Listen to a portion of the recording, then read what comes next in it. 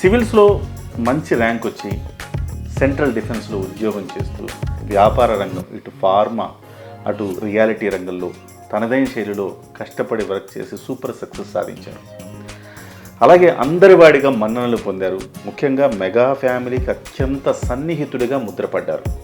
ఆయనే బైరా దిలీప్ చక్రవర్తి.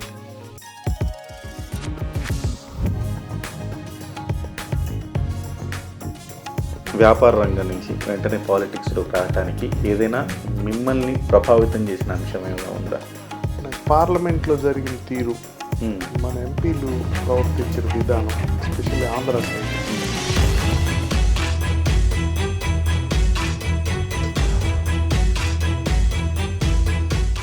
ఆంధ్రప్రదేశ్ ఏదో ఒక అనాథ స్ట్రీట్ లాగా రాయి.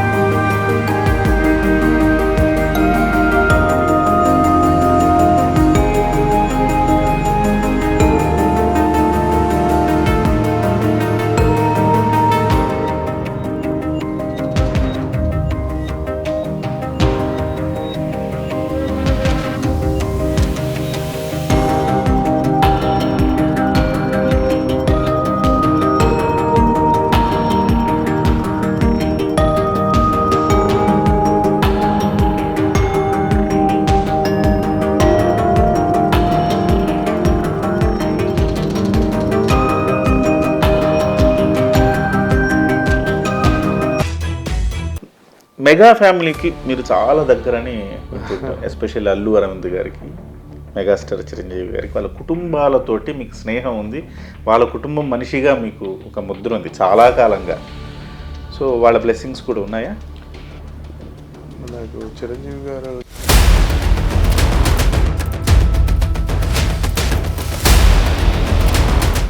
వాళ్ళు ఎప్పుడు జనసేనలో చేరమని మీకు సజెస్ట్ చేయలేదు? రాజకీయ నాయకుడిగా చిరంజీవి గారిని చూశారు, పవన్ కళ్యాణ్ గారిని చూశారు. ఏమిటి సార్ వాళ్ళిద్దరిలో డిఫరెన్స్ ఏం కనపడింది మీకు?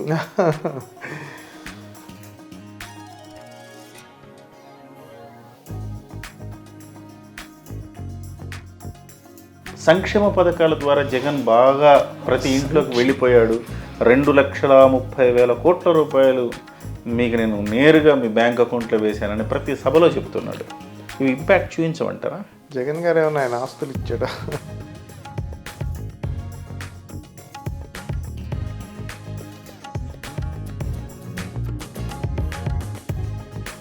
Hi, welcome to Kiran TV. ఇవాళ మనం ఒక విశిష్ట అతిథితో ఉన్నాం. సివిల్స్లో మంచి ర్యాంక్ వచ్చి సెంట్రల్ డిఫెన్స్లో ఉద్యోగం చేస్తూ అందులో సంతృప్తి రాక మళ్ళీ బయటకు వచ్చి వ్యాపార రంగం, ఇటు ఫార్మా అటు రియాలిటీ రంగంలో తనదైన శైలిలో కష్టపడి వర్క్ చేసి సూపర్ సక్సెస్ సాధించారు. అలాగే అందరి వాడిగా మన్ననలు పొందారు. ముఖ్యంగా మెగా ఫ్యామిలీకి అత్యంత సన్నిహితుడిగా ముద్రపడ్డారు. ఆయనే బైరా దిలీప్ చక్రవర్తి. ప్రస్తుతం మనం దిలీప్ చక్రవర్తి గారితో పాటు ఉన్నాం. ఆయన తాజాగా రాజకీయాల్లోకి వస్తారంటూ చాలా రోజులుగా మీడియాలో వార్తలు వస్తున్నాయి. ఎందుకు రాజకీయాల్లోకి రావాలనుకుంటున్నారు, అలాగే రాజకీయాల్లోకి వస్తే ఎక్కడి నుంచి పోటీ చేసే అవకాశం ఉంది, ఏ పార్టీ నుంచి పోటీ చేసే అవకాశం ఉంది, దానికి ఏమైనా అసలు రాజకీయాల్లో రావడానికి ఏదైనా స్ఫూర్తి ఉందా, ఆయన విజన్ ఏంటి, రాజకీయాల పట్ల ఆయన ఒపీనియన్ ఏంటి తెలుసుకునే ప్రయత్నం చేద్దాం. నమస్కారం సార్. నమస్తే కిరణ్, బాగున్నారా? బాగున్నాం సార్. Thank you sir. మీరు ముందుగా అంటే మీరు సివిల్స్లో మీకు సెంట్రల్ డిఫెన్స్ జాబ్ వచ్చింది, మంచి జాబు. 3 ఏళ్లే చేసి మళ్ళీ బయటకు వచ్చారని విన్నాను. ఎందుకట్లా? అంటే నేను ఐఏఎస్ ఐపీఎస్ లక్ష్యంతో రాసాము. మ్మ్. సరే ఓసీ అవ్వడం కొంత, అప్పుడు మాకు 3 అటెంప్ట్సే ఉండేవి. ఉండేవి, అవును. ఇప్పుడు అయితే ఎక్కువ అటెంప్ట్స్ ఉన్నాయి. మ్మ్. నేను 2 సార్లు ఇంటర్వ్యూకి వెళ్ళాను. మ్మ్. సరే సర్వీస్ ఏదో వస్తే కొన్నాళ్ళు చేసి అప్పుడు Deve Gowda prime minister, Mulayam Singh Yadav defence minister, north బ్లాక్లో చేసేవాడిని డైలీ. కొన్ని రోజులకి నాకేంటంటే ఆఫీస్ జాబ్, టేబుల్ జాబ్ అనేది నాకు దానికోసం కాదు కదా. సివిల్స్ అంటే పబ్లిక్లో ఉండొచ్చు, సోషల్ సర్వీస్ చేయొచ్చు మ్మ్. అనే ఉద్దేశంతో, అందుకని కొద్దిగా డిసప్పాయింట్మెంట్ ఉండి ఇంకొక రోజు రిజైన్ చేసి వచ్చేసాను.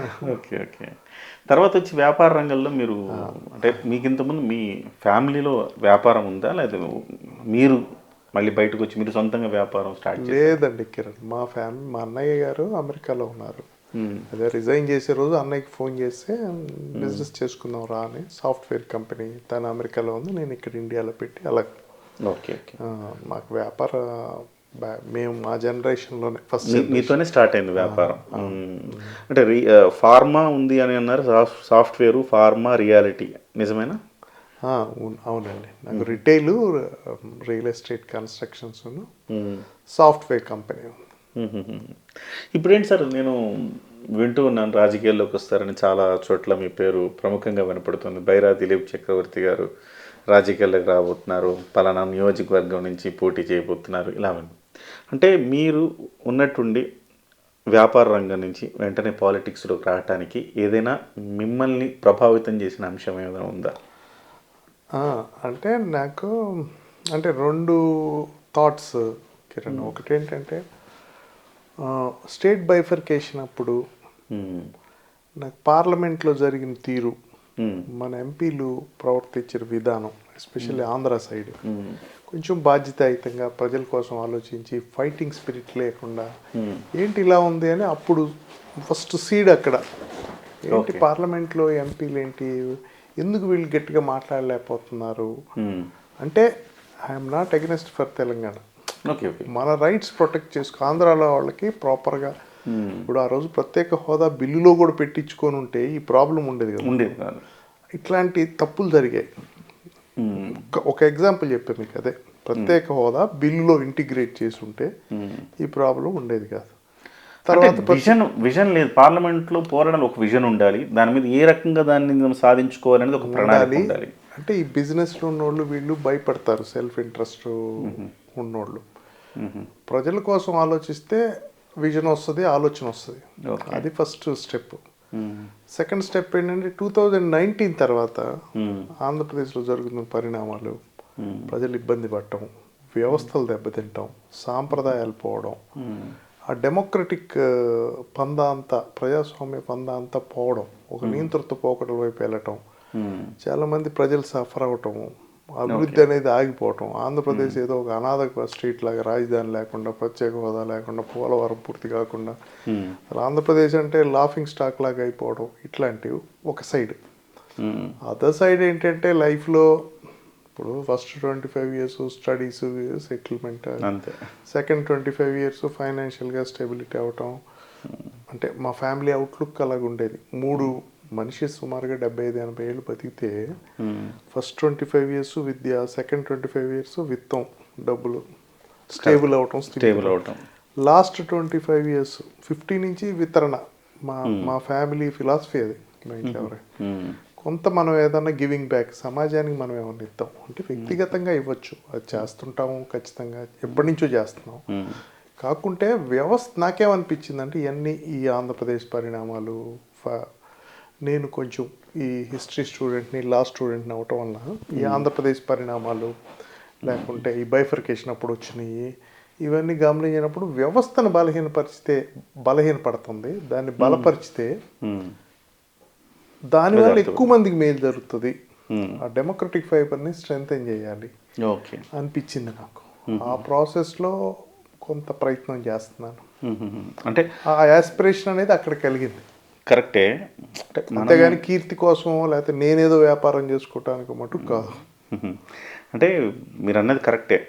మనం వ్యక్తిగా ఎంత చేయగలం, ఒక వ్యవస్థలోకి వెళ్తే వ్యవస్థలో మార్పులు తీసుకొచ్చి మనం ఎంత చేయగలం అంటే ఇది పెద్ద కాన్వాస్, డెఫినెట్గా చేయొచ్చు. Bigger canvas. ఇప్పుడు చంద్రబాబు నాయుడు గారు ఉన్నారు, ఆయన ఇప్పుడు డెవలప్మెంట్ పాలిటిక్స్, వెల్త్ క్రియేషను, ఒక విజన్ 2020 అని పెట్టి ఒక 20 ఏళ్ళు వర్క్ చేయటం వల్ల ఈరోజు సైబరాబాద్ కరెక్ట్, అక్కడ అన్ని ఉద్యోగాలు, అన్ని కంపెనీలు, ఇంతమంది మన పిల్లలు అంతమంది అమెరికా లాంటి దేశాలు వెళ్ళటం, ఇట్లా ఏ స్టేట్కి రాని అవకాశం మనకు వచ్చింది. అది విజన్, అది వ్యవస్థను ఆయన బలోపేతం చేశాడు. డెఫినెట్గా అట్లా అనిపించింది ఆయన స్ఫూర్తి. ఆయన వల్ల మేము అదే పీరియడ్ 2020 ఆ 20 ఇయర్సే మేము కూడా అనిపించింది.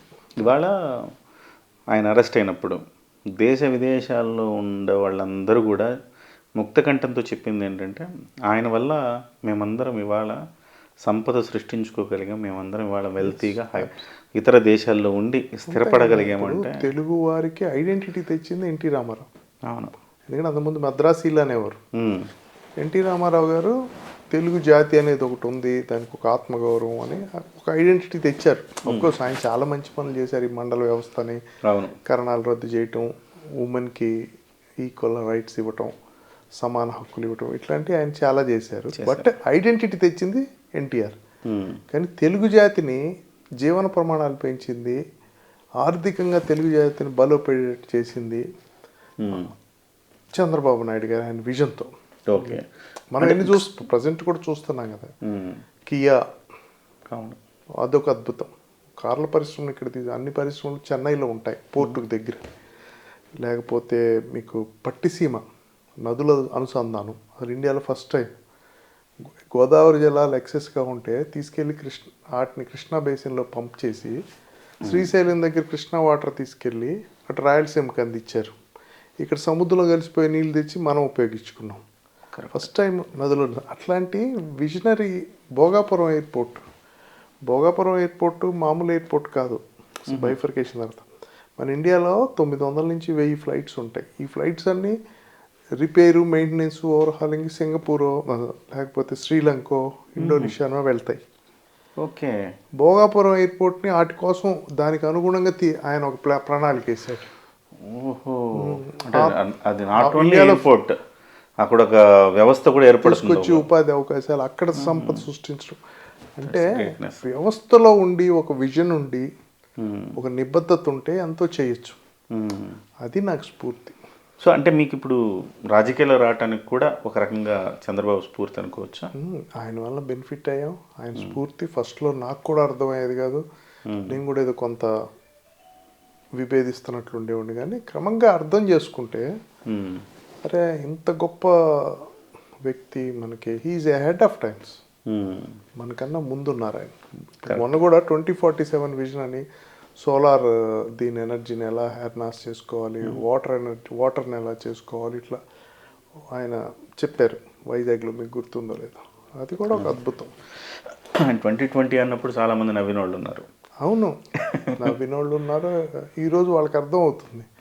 అంటే బిజినెస్ స్కూల్కి 200 ఎకరాలు ఎందుకు, మైక్రోసాఫ్ట్కి ఎందుకు, అవుటర్ రింగ్ రోడ్డు ఎందుకు, హైటెక్స్ ఎందుకు, అసలు ఈ హైటెక్ సిటీ ఏంటి కొండల్లో అన్నోళ్ళు ఈరోజు దానివల్ల విపరీతంగా లాభపడ్డారు. ఇవాళ అమరావతిలో కూడా ఇదే ఆరోపణ కదా సార్? అంతే కదా, అదే నేను అంటాను, అదే విజన్. అమరావతి అనేది అద్భుతమైన ప్లాన్, విజన్. కొద్దిగా అంబిషియస్ ప్లాన్ అవ్వచ్చు, కానీ అది నిజంగా ఆవిష్కరిస్తే 9 నగరాలు చక్కగా, ఆర్థిక నగరం, పరిపాలనా నగరం, న్యాయ నగరం, 9 సిటీస్, అటుపక్క మనకి మన జగ్గేపేట వైపు నుంచి కనెక్షన్, ఐకాన్ బ్రిడ్జ్, ఇటువైపు నుంచి అసలు ఆ గుంటూరు, విజయవాడ, తెనాలి, అటు గన్నవరం, హనుమాన్ జంక్షను మొత్తం కలిసి ఒక మహానగరంగా ఉద్భవించేది. ఒక్క 5 ఏళ్ళు మిస్ అయ్యాం. దేశంలో నంబర్ 1 సిటీగా అయ్యేది సార్, అయ్యేది. అదొక అద్భుతంగా అయ్యేది. దానికి కొంత సరే మరి అది అలా అవుతుందనే భయంతోనే కొంత జరిగినాయో అనిపిస్తుంది. ఎంత విజన్ ఉందండి సార్? 3 degrees టెంపరేచర్ని తగ్గించడానికి కావాల్సిన ప్రణాళికలు కూడా ఆ నగరంలో రూపొందించారు. చెట్ల పెంపకం ద్వారా కావచ్చు, ఆ బిల్డింగ్ల నిర్మాణంలో కావచ్చు. ఒక 3 degrees టెంపరేచర్, అక్కడ టెంపరేచర్ ఎక్కువ ఉందనే ఫీలింగ్ రావద్దు ఆ నగరంలోని. సో ఇంత డెప్త్ స్టడీ చేసి దాన్ని తీసుకుని వచ్చారు కదా. అసలు ఇప్పుడు ఢిల్లీలో చాణక్యపురి ఉంటుంది, విదేశీ రాయబారులు. చంద్రబాబు నాయుడు గారు అన్నారట అట్లా ఎందుకు ఉండకూడదని. ఓకే అని కొంతమందిని టచ్ చేశారు, నేపాల్ని, కొన్ని కంట్రీస్. వాళ్ళు ఒప్పుకున్నారు. ఏంటి sir Chanakyapuri special? Chanakyapuri diplomats అన్నీ ఉంటాయి, అన్ని ఎంబసీలు ఉంటాయి ఢిల్లీలో. అట్లాంటిది అమరావతిలో కూడా మనం పెట్టుకోవచ్చు కదా వాళ్ళ. అంతే కదా. ఇప్పుడు సౌత్ కొరియా ఆఫీసు లేకపోతే నేపాల్ ఆఫీసు కాన్సులేట్స్ అది అట్లా పెడదామని కూడా ఆయన ప్రయత్నించారు. రామనాథం గారని చంద్రబాబు నాయుడు గారికి సన్నిహితంగా ఉంటారు, పెద్ద ఆయన ఒక ఆయన. ఒకసారి ఒక సందర్భంలో నాకు చెప్పారు, చంద్రబాబు నాయుడు గారి విజన్ గురించి చెప్తా, అంత ఆలోచిస్తారు దిలీప్, మేము వెళ్ళాము కొన్ని, మేము కూడా అనుకోలేదు, మేము కూడా ఫస్ట్ ఏంటి ఇలా చెప్తారు వాళ్ళు ఎందుకు వస్తారు అనుకున్నాం, వాళ్ళు అగ్రీ అయ్యారు కొన్ని కంట్రీస్, అది కంటిన్యూ అయితే ఇంకా చాలా కంట్రీస్ని తెచ్చేవాళ్ళం. అన్ని కాన్సులేట్స్ అక్కడ ఉండే కదా, ఇప్పుడు అమెరికన్ కాన్సులేట్ ఇక్కడ ఉంది కదా, హైదరాబాద్లో వచ్చింది కదా, అలాగే. సో ఇప్పుడు మీరు రాజకీయాల్లోకి చంద్రబాబు గారు చేసిన ఇవన్నీ కూడా విజనరీ వర్క్స్ ఇవన్నీ చూసి స్ఫూర్తి పొంది మనం రాజకీయాల్లోకి వెళ్తే మన మీదనే ఒక మార్పు తీసుకురావచ్చు అని ఒక విజన్తో మీరు వస్తున్నారు. అదే ఇంకా life we may live for another 25 years or 30 years ఈ ప్లానెట్లో. Before you we leave this planet ఏదో ఒకటి చేయాలి. ఏంటి డబ్బులు, దెర్ ఇస్ నో ఎండ్. ఏదైనా ఒక పాయింట్ దాటినాక ఈక్వల్ కదా. అంతే అంతే. అలాగ అనిపించి కొంత ఏదన్నా వ్యవస్థని అదే అని చెప్పా కదా, ఈ ఇన్సిడెంట్స్ ఈ చూడటం వల్ల, పవన్ కళ్యాణ్ గారు లాంటి వ్యక్తిని చూడటం వల్ల ఆయన గొప్ప స్ఫూర్తి. ఆయన ఏంటి అసలు, ఆయన సెలబ్రిటీ అయి ఉండి పాపం తన డబ్బులు సంపాదించి ప్రజలకి ఇచ్చేసుకొని అన్ని తిట్టించుకొని అన్ని అవమానాలు పడి నిరంతరం ప్రజల కోసమే ఆలోచిస్తుంటారు ఆయన. ఆయన ఒక సోషల్ రిఫార్మర్, ఒక హ్యూమనిస్ట్. ఆయన చాలా బాగా చెప్పారు sir, social reformer and humanist. Yes అండి, నేను దగ్గర నుంచి చూశాను, నాకు తెలుసు కదా. ఆయన సోషల్ రిఫార్మర్, ఒక హ్యూమనిస్ట్. అసలు మీరు ఇప్పుడు సెలబ్రిటీస్ మిగతా స్టార్స్ వాళ్ళందరూ సెలవులు దొరికితే అటు వెళ్దాం ఇటు వెళ్దాం ఎంజాయ్ చేద్దాం, ఈయన బుక్స్ చదువుకుందాం, లేకపోతే ప్రజలకి ఏం సమస్యలు ఉన్నాయి వాళ్ళ కోసం. అట్లానే ఏదైనా ఇబ్బంది వస్తే is the first man to give money. తన డబ్బులు పిల్లలే ఉంచుకున్న డిపాజిట్లు కూడా ఇచ్చిన సందర్భాలు ఉన్నాయి మాకు తెలుసు. అట్లా అంత గొప్ప వ్యక్తి, ఆయన ఒక స్ఫూర్తి. ఈలోపు లోకేష్ గారితో పరిచయం అవటం నాకు 19 తర్వాత బాగా దగ్గరగా డిస్కషన్స్లో. ఆయన్ని చూసి అరే ఆయన మంచి భావాలు ఉన్న వ్యక్తి, మంచి వ్యక్తిత్వం, మంచి ఆదర్శాలు ఉన్నాయి. ఆయనకి చంద్రబాబు నాయుడు గారికి ఉన్న విజను, ఎన్టీఆర్ గారికి ఉన్న పట్టుదల మిక్స్. దగ్గర నుంచి చూసారా సార్ లోకేష్తో మాట్లాడారు? అంటే కొంచెం నాకు తెలిసిందంటే కొంచెం మీకు లోకేష్కి దగ్గర మీరు అని చాలా. లోకేష్కి గారికి అదే నాకు అందరితో సన్ని సంబంధాలు ఉంటాయి, అంత ముందు కూడా పరిచయం లోకేష్ గారిది. కానీ 19 తర్వాత ఈ జరుగుతున్న ఇన్సిడెంట్స్ చూసి ఏంటి సార్ ఇట్లా అవుతుంది స్టేట్లో అని ఆయనతో డిస్కషన్లు చేస్తూ ఉన్నప్పుడు ఆయన వ్యక్తిత్వం, ఆయన ఆలోచనల ద్వారా ఆయన పట్టుదల, ఎన్టీఆర్లో ఉండే పట్టుదల, చంద్రబాబు నాయుడు విజన్ మిక్స్. ఆయన ఒకటి చెప్పాలి మీరు, అంటే బయట ఒక ప్రచారం నడుస్తూ ఉంటుంది రాహుల్ గాంధీ మీద, లేకపోతే ఇప్పుడు లోకేష్ గారి మీద ఒక ప్రచారం నడుస్తుంటుంది, వాళ్ళని కించపరిచేలాగా. ఇప్పుడు రామ్ గోపాల్ వర్మ లాంటి వాళ్ళు కూడా సినిమాలు తీస్తున్నట్టు అదే కించపరిచే వర్డ్స్ ఉపయోగిస్తూ ఉంటారు కదా.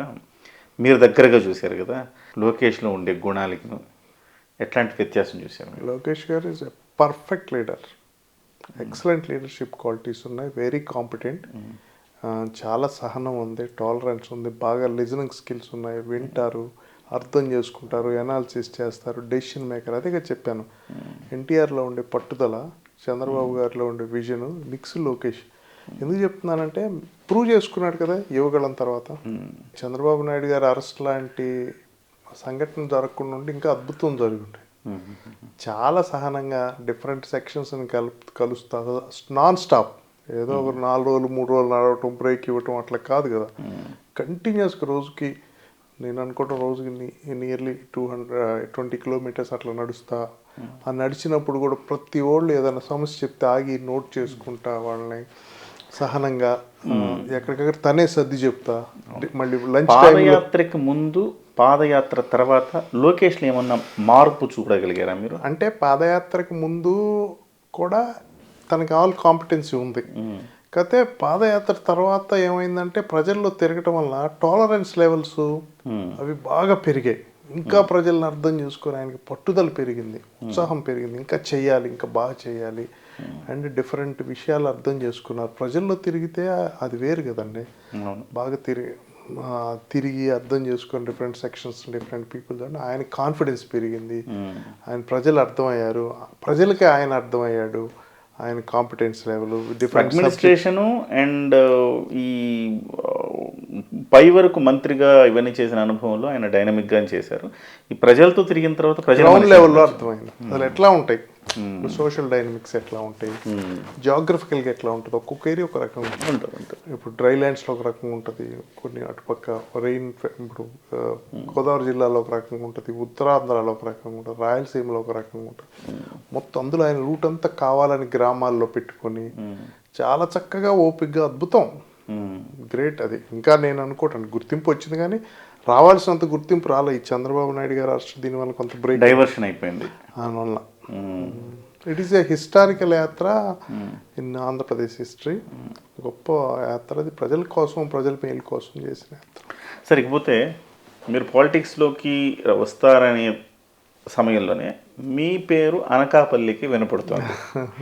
పైగా యువగళం పాదయాత్రలో చాలా యాక్టివ్గా మీరు అనకాపల్లి పార్లమెంట్ నియోజకవర్గం మొత్తం కూడా మీరు వెన్నుదన్నుగా తిరగడం, దీంతో మీరు అనకాపల్లిలో పోటీ చేస్తారు, అనకాపల్లిలో తెలుగుదేశం పార్టీ నుంచి మీరు ఎంపీగా పోటీ చేస్తారన్న ప్రచారం చాలా విస్తృతంగా ఉంది. నేను అక్కడ కూడా కొంతమంది నాకు రిపోర్టర్, నాకు ఒక 25 ఏళ్ళ నేను జర్నలిజంలో ఉన్నాను కదా, మీ దగ్గరకు వచ్చే ముందు కొంతమంది నేను అడిగా, ఏకపక్షంగా మీ పేరు చెప్తున్నారు.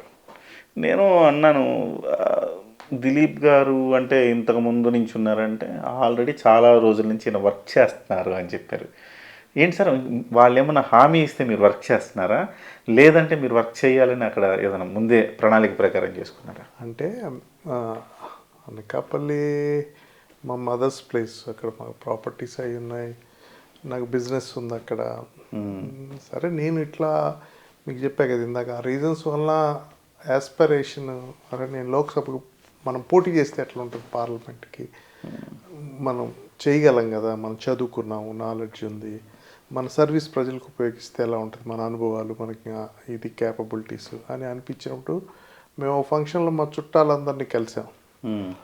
ఆ సందర్భంలో ఏదో మాట్లాడేది అలాగ వచ్చి మా చుట్టాలందరూ ఆ ప్రాంతంలో అనకాపల్లి ప్రాంతంలో గాజువాక దగ్గర ఓ ఫంక్షన్లో కలిసాం. ఫంక్షన్ హాల్ పేరు మర్చిపోయాం. 700-800 మంది ఫ్యామిలీస్. వాళ్ళందరూ ఏమన్నారంటే మా చుట్టాలు, నువ్వు ఇక్కడి నుంచే చేయి దిలీప్, నాకు ఆ ప్రాంతం ఇష్టమైన వాళ్ళకి తెలుసు, నువ్వు ఇక్కడి నుంచే ప్రయత్నించచ్చు కదా అన్నారు. So I started exploring. మీ రాజకీయ జర్నీ పుట్టినింటి నుంచి మొదలవుతుంది. మదర్లాండ్ అంటే అట్లా అన్నాక నేను ఏమనుకున్నానంటే ప్రజల్లోకి వెళ్ళాలి, అర్థం చేసుకోవాలి ఆ ప్రాంతాన్ని, ప్రజలను అర్థం చేసుకోవాలి, ఇప్పుడు సమస్యలు అర్థం చేసుకొని నా అంతటి నేను ఎమర్జ్ అవ్వాలి. ఇప్పుడు ఒక లీడర్ ఉంటాడు, ఇక్కడ అతనికి ఇస్తే గెలుస్తారు, అతనికి ఇస్తే మంచిది, బలంగా ఉంటుంది పార్టీకి అని అనిపించుకునే విధంగా తయారవ్వాలి. అంటే పైన నుంచి ఇలా డిప్యూట్ చేయడం పారాషూట్ ల్యాండింగ్ కాకుండా కింద నుంచి మీరు మెల్లిగా. ఇప్పుడు అందరూ ఏమంటారు, ఆ ఎలక్షన్ టైంలో 15 రోజులు వచ్చేసి మీరు ఎందుకు మీరు తిరుగుతారంటారు. నాకు ఎలాగ అనిపిస్తుంది అంటే నా వ్యక్తిత్వం, నా ఇంటిగ్రిటీ, లేకపోతే నా క్యాపబిలిటీ, నా నిజాయితీ, నిబద్ధత, నా శక్తి సామర్థ్యాలు ఇవి ప్రజలకు తెలుసుకొని తెలియజేసి, అట్లానే అక్కడ సమస్యలు ఏంటి, అక్కడ ఏది ఇంపార్టెంటు, ఎవరు ఇంపార్టెంటు, రేపు ఏం చేయగలం, అక్కడ ఏం మార్పు తేగలం అనేది వాళ్ళకి వివరించి అట్లా. తిరిగారా సార్ మీరు? తిరిగానండి. 750 గ్రామాలు, 1750 బూత్స్, ఒక 4000 స్క్వేర్ కిలోమీటర్లు. 750 గ్రామాలు తిరిగారా మీరు?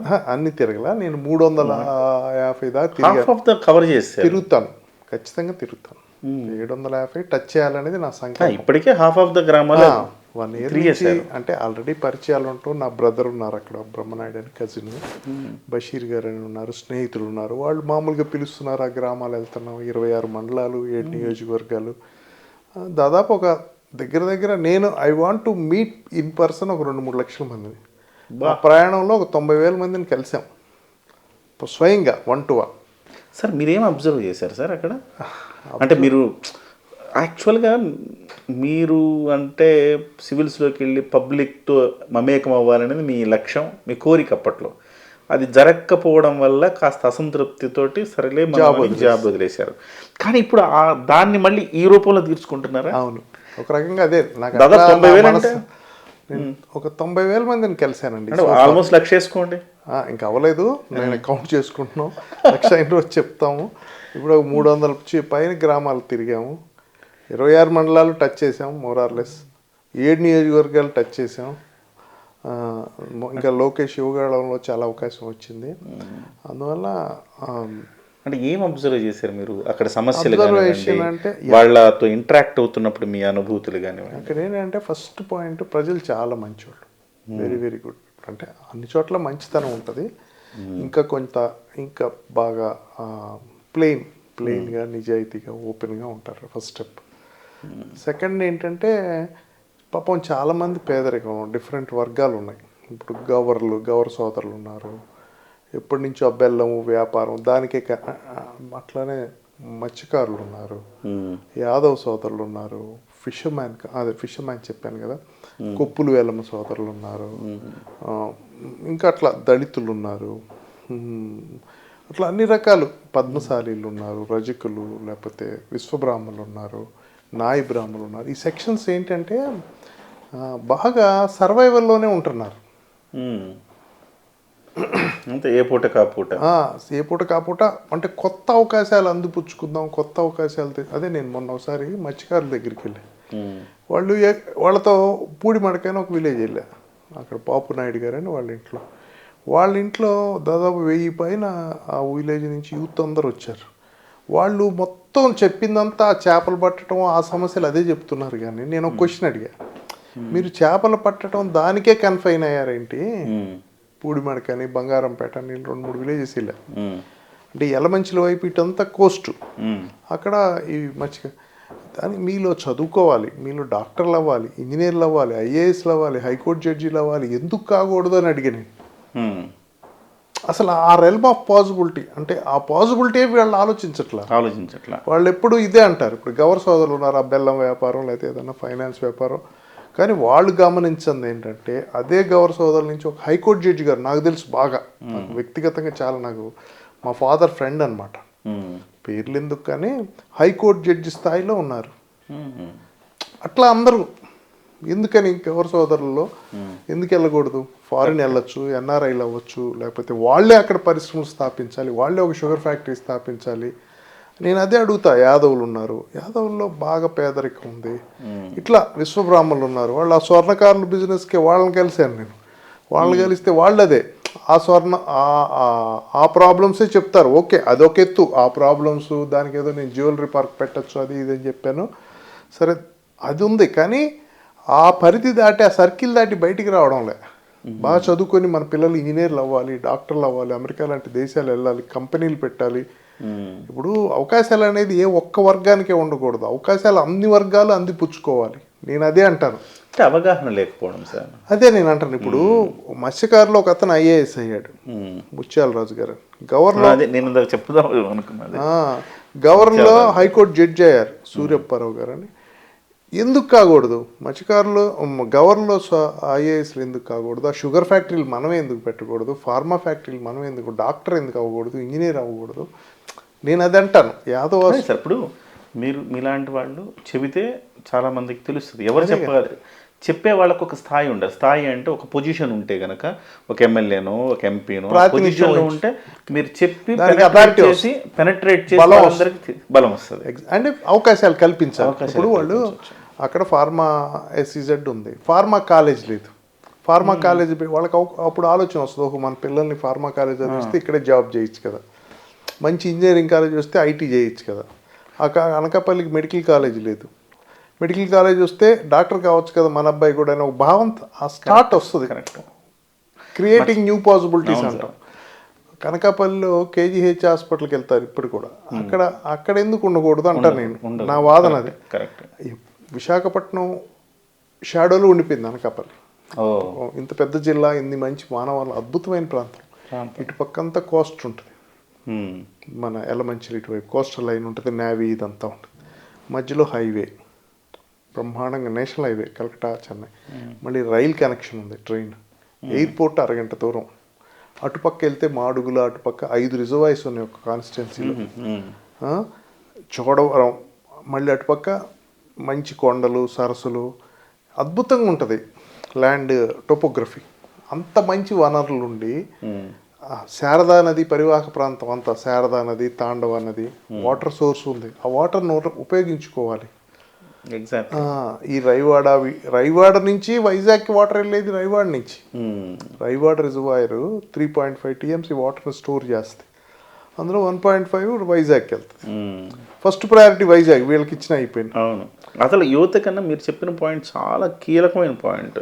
యువతని వాళ్ళే మన ఆస్తి అంటూ ఉంటాం కదా. అంతే కదా. మరి ఆస్తి అన్నప్పుడు వాడు రేపు మత్స్యకారుడు కొడుకు మళ్ళీ చివరికి మత్స్యకారుడు ఆ ప్రాబ్లమ్స్ ఆ సర్కిల్లోనే ఉంటున్నారు. నేను వాళ్ళని ఆలోచింపజేసింది అదే. ఇంకొంచెం ఏదైనా ఇక్కడ కూడా మత్స్యకారుల్లో కూడా వాళ్ళ ప్రోడక్ట్ ఇంతకుముందు ఒకటి చెప్పారు, జ్యువెలరీ పార్క్ పెడతాం, విశ్వబ్రాహ్మణులు. ఇట్లాంటి ఐడియాలజీ ఉండే చాలా మంది వేళ్ల మీద లెక్క పెట్టచ్చు అన్న ఈ పొలిటీషియన్స్ ని. అదే కదా ఐడియాలజీ. మా చిన్నప్పుడు మాకు తెలిసింది ఏంటంటే ఇంజనీర్ డాక్టర్ ఉండే. నిజంగా ఇంజనీర్ డాక్టరే కాదు, సివిల్స్ రాయొచ్చు అని మాకు బంధువుల్లోనే ఇంకొకళ్ళు చెప్పారనుకోండి, మేము సివిల్స్ రాసేవాళ్ళం. లేకపోతే ఆర్మీలోకి వెళ్ళొచ్చు అంటే ఆర్మీలోకి ఎగ్జాక్ట్లీ. మాకు తెలిసింది ఓన్లీ లానే. మా ఫాదర్ లాయర్ అవుదాం లా చదివాం. మా మామయ్య ఒక ఆయన IAS సెలెక్ట్ అయ్యారు, ఇంకొక మామయ్య IRS సెలెక్ట్ అయ్యారు. ఆయన నన్ను తీసుకెళ్ళి అరే నువ్వు రాయరా సివిల్స్ అని చెప్పి వాళ్ళ ఇంట్లో పెట్టుకొని రాయించాడు. దాంతో మీకు అదే కదా realm of possibility, creating new possibility. నేను అదే అంటున్నాను. అట్లా వాళ్ళకి అవకాశాలు కల్పించాలి. దానికి తగ్గ ఇన్ఫ్రాస్ట్రక్చరు, వాతావరణం, ఎకో సిస్టమ్ కల్పిస్తే ఖచ్చితంగా రేపు గౌర సోదరుల్లో ఇంకొక హైకోర్టు జడ్జిని చూస్తాం, లేకపోతే సాఫ్ట్వేర్ కంపెనీ ఓనర్ని చూడాలి. నా కలది. లేకపోతే షుగర్ ఫ్యాక్టరీ ఓనరు గౌర సోదరుడు అవ్వాలి, కానీ ఆ బెల్లం వ్యాపారం చేయడానికే ఉండకూడదు. ఇప్పుడు కొప్పుల వేలమ నుంచి ఎర్రంనాయుడు గారు ఏ స్థాయికి వెళ్ళారు? కరెక్ట్. అయితే వాళ్ళ బాబు కూడా మంచి ఘనత సాధించాడు. అవును. అయ్యన్న పాత్రుడు గారు ఉన్నారు, లేకపోతే బండారు సత్యనారాయణమూర్తి గారు ఉన్నారు. అట్లా రాజకీయ నాయకత్వం కూడా అభివృద్ధి చెందారు. మీరు బాగా అసలుకి ఈచ్ అండ్ ఎవ్రీథింగ్ స్టడీ చేసినట్టున్నారు. అక్కడ సామాజిక వర్గాల్లోని సమస్యల దగ్గర నుంచి వాళ్ళకి ఏం కావాలనే దగ్గర వరకు మొత్తం స్టడీ చేసినట్టున్నారు. సో జనరలైజ్డ్గా మీరు అనకాపల్లి MP నియోజకవర్గాన్ని చూస్తే, లోక్సభ నియోజకవర్గం జనరల్గా ఉండే సమస్యలు ఏం గమనించారు మీరు? జనరల్గా ఫస్ట్ ఏంటంటే వ్యవసాయం, రైతులు ఇబ్బంది పడుతున్నారు. ఉత్పాదకత లేదు, ధరలు లేవు, పాపం వాళ్ళకి సపోర్ట్ సిస్టమ్ లేదు, అంటే క్రెడిట్ ఫెసిలిటీ ఇట్లాంటివి. ఇప్పుడు మేము ఒక విలేజ్కి వెళ్తే అక్కడ కొబ్బరి చెట్లు వేసాను, దానికి ఏదో మచ్చ లాంటిది వచ్చింది. కొబ్బరి ఉత్పాదకత తగ్గిపోయింది అంటున్నారు, కానీ దాని సొల్యూషన్ ఏం తెలియదు. ఈ ఫర్టిలైజర్స్, పెస్టిసైడ్స్, కెమికల్స్ విపరీతంగా వేసి భూమి సారం తగ్గిపోయి ప్రొడక్టివిటీ తగ్గిపోయింది. ఇప్పుడు న్యాచురల్ ఫార్మింగ్ చేయొచ్చు, వర్మీ కంపోస్ట్. అసలు న్యాచురల్ ఫార్మింగ్లో అద్భుతమైన రిజల్ట్స్ వస్తున్నాయి. కరెక్ట్. ఆర్గానిక్ ఫార్మింగ్ చేయొచ్చు, కాస్ట్ కూడా ఎక్కువ. అంటే బయో పెస్టిసైడ్స్ అవి చాలామంది ఇప్పుడు వాడి చాలా అద్భుతమైన ఫలితాలు సాధిస్తున్నారు. అట్లాంటి రైతులకి అవేర్నెస్ తీసుకురావచ్చు కదండి. అంటే ప్లస్ వాటర్ సోర్స్ని ఎట్లా వినియోగించుకోవాలి నేను చెప్తాను. వాటర్ హార్వెస్టింగ్, ఇప్పుడు వాటర్ హార్వెస్టింగ్ చేయొచ్చు మనం. చిన్న వాటర్ని స్టోరేజ్ ఫెసిలిటీ చేసుకుంటే గ్రౌండ్ వాటర్ టేబుల్ పెరుగుతుంది, నీకు వాటర్ ఇట్లాంటివి. అలాగే పంటలు వేసుకునే టైప్స్, మీరు పంటలు వాళ్ళు ట్రెడిషనల్గా ఏం చేస్తున్నారు, పాపం అక్కడ ఎక్కువ చెరుకు వేస్తారు. ఈ చెరుకు షుగర్ ఫ్యాక్టరీలు మూతపడిపోయినాయి. ఏటికొప్పాక, గోవాడ, లేకపోతే తుంపాల, ఇవి వాళ్ళకి ఎరియర్స్ ఉన్నాయి షుగర్ ఫ్యాక్టరీలో. అందులో పనిచేసి ఉద్యోగాలు పోయినాయి. మొత్తం దాని మీద ఉన్న ఆధారపడిన వ్యవస్థ అంతా చెరుకు ఇటు మానేశారు. షుగర్ ఫ్యాక్టరీలో ఓపెన్ చేస్తే చెరుకు చెప్తే ఇవన్నీ లింక్ కదా, ఇంటర్లింక్. కరెక్ట్. లేకపోతే ఆల్టర్నేటివ్ క్రాప్స్. ఇప్పుడు మన పామాయిల్ ఉంది. మా ఫ్రెండ్ ఒకరు తెలిసిన వాళ్ళు ఒక ఫామ్కి వెళ్ళాను నేను మాడుగులో. వాళ్ళకి 200 ఎకరాలు, అందులో పామాయిల్ వేసారు, బాగా లాభం పొందుతున్నారు, అద్భుతంగా పండుతుంది. ఇంటర్ క్రాపింగ్లో కోకో వేసారు. ఓకే. కోకోకు మంచి డిమాండ్ ఉంది. కమర్షియల్ అంటే లెగ్యూమినస్ ప్లాంట్లు వేస్తున్నారు. ఏది పెసలు వేయటం వల్ల నైట్రోజన్ ఫిక్సేషన్ జరుగుతుంది కదండి. తమలపాకులు ఉంది, అక్కడ తమలపాకులు పండిస్తున్నారు. దాన్ని ఇంకొంచెం బెటర్గా ఎట్లా చేయొచ్చు. ఓకే. పసుపు ఇవి కూడా పండుతున్నాయి. కూరగాయలు పండించవచ్చు ఇంకా బాగా. వైజాగ్ సప్లై చేయొచ్చు కదా. దానికి తోడు పాడి పరిశ్రమ అనుకున్నంత ఎక్కువగా లేదు. ఇంకా పాడి పరిశ్రమ ప్రతి ఓళ్ళు. కోల్డ్ ఫామ్కి నాబార్డు 50% ఇది ఇస్తుంది, సబ్సిడీ ఇస్తుంది. అంటే ఇప్పుడు ఒక ఇంటిగ్రేటెడ్ ఫార్మింగ్ చేయాలి. అలాగా ఏంటంటే రైతు ఏకరైజ్ వైపు చూస్తే చిన్నవి 1 acre 2 acres ఫ్యామిలీస్ హెరిడిటరీగా తగ్గిపోతా వచ్చాయి. కరెక్ట్. ఒక 20 మంది కలిసి దాన్ని ఒక 50 ఎకరాలు చేసుకొని అందరు కలిసి వ్యవసాయం చేస్తే ఎక్కువ ఉత్పాదకత వచ్చింది, ఈజీగా అవుతుంది. సూపర్. ఇప్పుడు టెక్నాలజీ ఇంట్రడ్యూస్ చేయాలి. మా ఫ్రెండ్ ఒక ఆయన సింగపూర్ అన్నారు, వాళ్ళ దగ్గర డ్రోన్స్ ఉన్నాయి. ఆ డ్రోన్స్ పెట్టి స్ప్రింక్లర్స్ ద్వారా నానో ఫర్టిలైజర్స్, నానో కెమికల్స్, అంటే 50 ఎకరాలు 20 ఎకరాలు ఒక్క పూటలో వేసేయచ్చు. ప్లస్ స్ప్రెడ్ కరెక్ట్గా అన్ని చెట్లకు పడుతుంది. అట్లాంటి టెక్నాలజీ వాళ్ళకి అందించాలి. ఈ సపోర్ట్ సిస్టమ్ ఉంటే రైతులకి, మనకు అనకాపల్లి అంతా బెల్లం కదా, బెల్లం అక్కడ కోల్డ్ స్టోరేజ్ ఉంది, వాళ్ళకి సరైన మార్కెటింగ్ సౌకర్యం అందించాలి. ఈ చెరుకు ఫ్యాక్టరీలు ఓపెన్, ఇట్లా రైతులు మొత్తం ఈచ్ అండ్ ఎవ్రీథింగ్ మీరు స్టడీ చేస్తారు.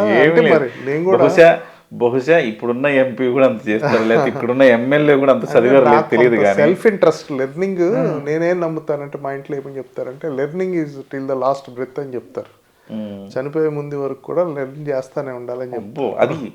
అది జస్ట్ ఏదో మనం దేనికోసమే చేయాలంటే రాదు, అది ఇన్బిల్ట్ ఉండాలి. అది అంత మీరు ఆసక్తిగా ఒక పని తీసుకుంటే అందులో ఉన్న సమస్యలన్నిటిని మీరు స్టడీ. నేను మత్స్యకారుల గ్రామంలో ఒక రోజంతా గడిపా. పెళ్ళికి పిలిచారు బంగారంపేట అని. వాళ్ళ ప్రాబ్లమ్స్ అన్ని జట్టీలు లేవు వాళ్ళకి, ప్లస్ వాళ్ళకి పాపం స్కూల్ లేదు, వాళ్ళకి మంచి హాస్పిటల్ లేదు, వాళ్ళకి నేవీ వాళ్ళు అడ్డం పెడుతున్నారు వాళ్ళకి. ఎవరైనా ఏదైనా సమస్య చెప్తుంటే మీరు అంటే కళ్ళు చెమర్చినంత బాధలు ఆడ చూసారా మీరు? చూశానండి. అదే నేను ఈ మత్స్యకారులను చూసినప్పుడు, యాదవులను చూసినప్పుడు, లేకపోతే గవర్ సోదరులు చూసినప్పుడు బాధ వేసేది నాకు. అట్లనే ఏటికొప్పాక, లేకపోతే మా అనకాపల్లి టౌన్లో విశ్వబ్రాహ్మలు ఉన్నారు, చిన్న చిన్న కుట్లు పెట్టుకొని, వాళ్ళని చూసినప్పుడు గుండె పిండేసినట్లయింది. అట్లా అన్ని వీవర్స్ని చూసా. మన పాయకరావుపేటలో పాపం హ్యాండ్ టు మౌత్ చేతి మగ్గాలతో సర్వైవల్ వాళ్ళు వచ్చి వాళ్ళ బాధలు చెప్తుంటే అసలు ఇంకా అవి హృదయ విదారకంగా అనిపిస్తాయి. అంటే ఒక యాదవులు అంటే గుర్తొచ్చింది, మీకు యాదవులతో ఒక ప్రత్యేకమైన అనుబంధం ఉంది. అది అదే అంటే దైవేచ్చేమో. అదేంటంటే చిన్నప్పుడు మా ఇంటి వెనకమాల యాదవులు ఉండేవారు. అంటే మాదొక గ్రామంలో అన్ని సెక్షన్స్ ఉంటారు, కలిసిమెల్లి అక్క బావ అట్లా చనువుగా ఉంటాం. అందరం ఒక ఇంటిగ్రేటెడ్ సొసైటీ లాగా ఉంటాం. అన్ని వర్గాలు ఉంటాయి అందులో. అసలు కులాలు అనేది మాకు తెలియదు. మా ఇంటి వెనకమాలే యాదవులు ఉండేవారు. వాళ్ళు మేకలు ఉండేవి, నన్ను తీసుకెళ్ళి మేకల దగ్గర ఆడిచ్చేవాళ్ళు. ఒక ఆవిడ నన్ను బాగా, మా మదర్ లాగే ఆవిడ, నన్ను ఆమె గుండెల మీద పెరిగాను ఒక యాదవ్. అందుకని నాకు తెలియని అనుబంధం ఉంది వాళ్ళతో, ఇష్టం నాకు. నేను ఈ యాదవులు ఇప్పుడు అచ్యుతాపురంలో రవి గారని ఒకళ్ళ ఇంటికి వెళ్ళాం. ఆ యాదవ్ నాయకుడు పాపం వాళ్ళ ఇంట్లో పిలిచి కూర్చోబెడితే అప్పుడు నేను చెప్పాను అనమాట, ఇట్లా మేము చిన్నప్పుడు అంటే కొంచెం నాకు షేరింగ్ అలవాటు, ఇట్లా మేము చిన్నప్పుడు పెరిగామండి, అంటే యాదవుల పెంపకం వలన ఇంత అయ్యామండి అని అన్నాను. ఆ స్టేట్మెంట్ కొంచెం అదే అంటే అక్కడ మరీ పాపం యాదవులు అసలు మరీ వెనకబడి ఉన్నారు. నూకరాజు గారని ఒక పెద్ద ఆయన ఒకళ్ళ ఇంటికి వెళ్ళాం మన నక్కపల్లి మండలంలో. వారు ఒక యాదవ నాయకుడు, ఆయనతో అంటే అవును దిలీప్ గారని ఆయన సమస్యలన్నీ చెప్పాడు. పాపం యాదవ్ సమస్యలు అట్లా చాలామంది ఉంటారు, అన్ని వర్గాలు ఉంటారు. సమస్యలు ఇంత స్టడీ చేశారు కదా మీరు. ఎంపీ అయితే ఏం చేయగలం అని ఏమైనా ప్రణాళిక రూపొందించారా? ఎజెండా ఏదో మేనిఫెస్టో లాగా ఏదైనా? ఒకవేళ అనకాపల్లికి మీరు ఎంపీ అయితే ఏం చేయగలుగుతారు? నేను అనకాపల్లి విజన్ అని ఒక్కోటి తీసి అక్కడ వాళ్ళతో పెద్దలతో అందరితో డిస్కస్ చేస్తా ఉన్నా. ఫస్ట్ వ్యవసాయం ఇందాక చెప్పే కదా, ఎట్లా అభివృద్ధి చేయించి కమర్షియల్ క్రాప్స్ చేయటం, ఇవి అన్ని రైతులకి టెక్నాలజీ తీసుకురావటం, లేకపోతే ఆ చిన్న చిన్న ఏకర్స్ కన్సాలిడేట్ చేయటం, కొత్త పంటలు వాళ్ళకి ట్రైన్ చేయటం, ఇదో పక్క ఈ షుగర్ ఫ్యాక్టరీలు మూతపడిపోయినాయి అవి ఓపెన్ చేయటం, ఇవన్నీ నా విజన్లో భాగమే. ఇప్పుడు అనకాపల్లి టౌన్ ఉంది, అనకాపల్లి కానీ అలా మంచి ఓపెన్ డ్రైనేజ్, నర్సీపట్నం కానీ ఎంపీ నిధుల నుంచి తెచ్చి చేయొచ్చు.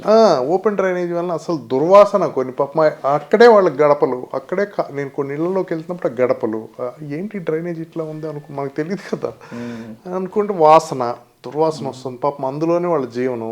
చిన్న చిన్న వాళ్ళు అంటే మనసు వాళ్ళు చాలా రిచ్, కానీ పాపం ఇబ్బంది పడుతున్నారు. ఈ అండర్ గ్రౌండ్ డ్రైనేజ్ విశాఖపట్నంలో భాగం అనకాపల్లి జీవీఎంసీలోనే కదా, వార్డ్ 81, 82, 83 ఈ వార్డ్స్ అన్నీ విశాఖపట్నంలో ఇవే.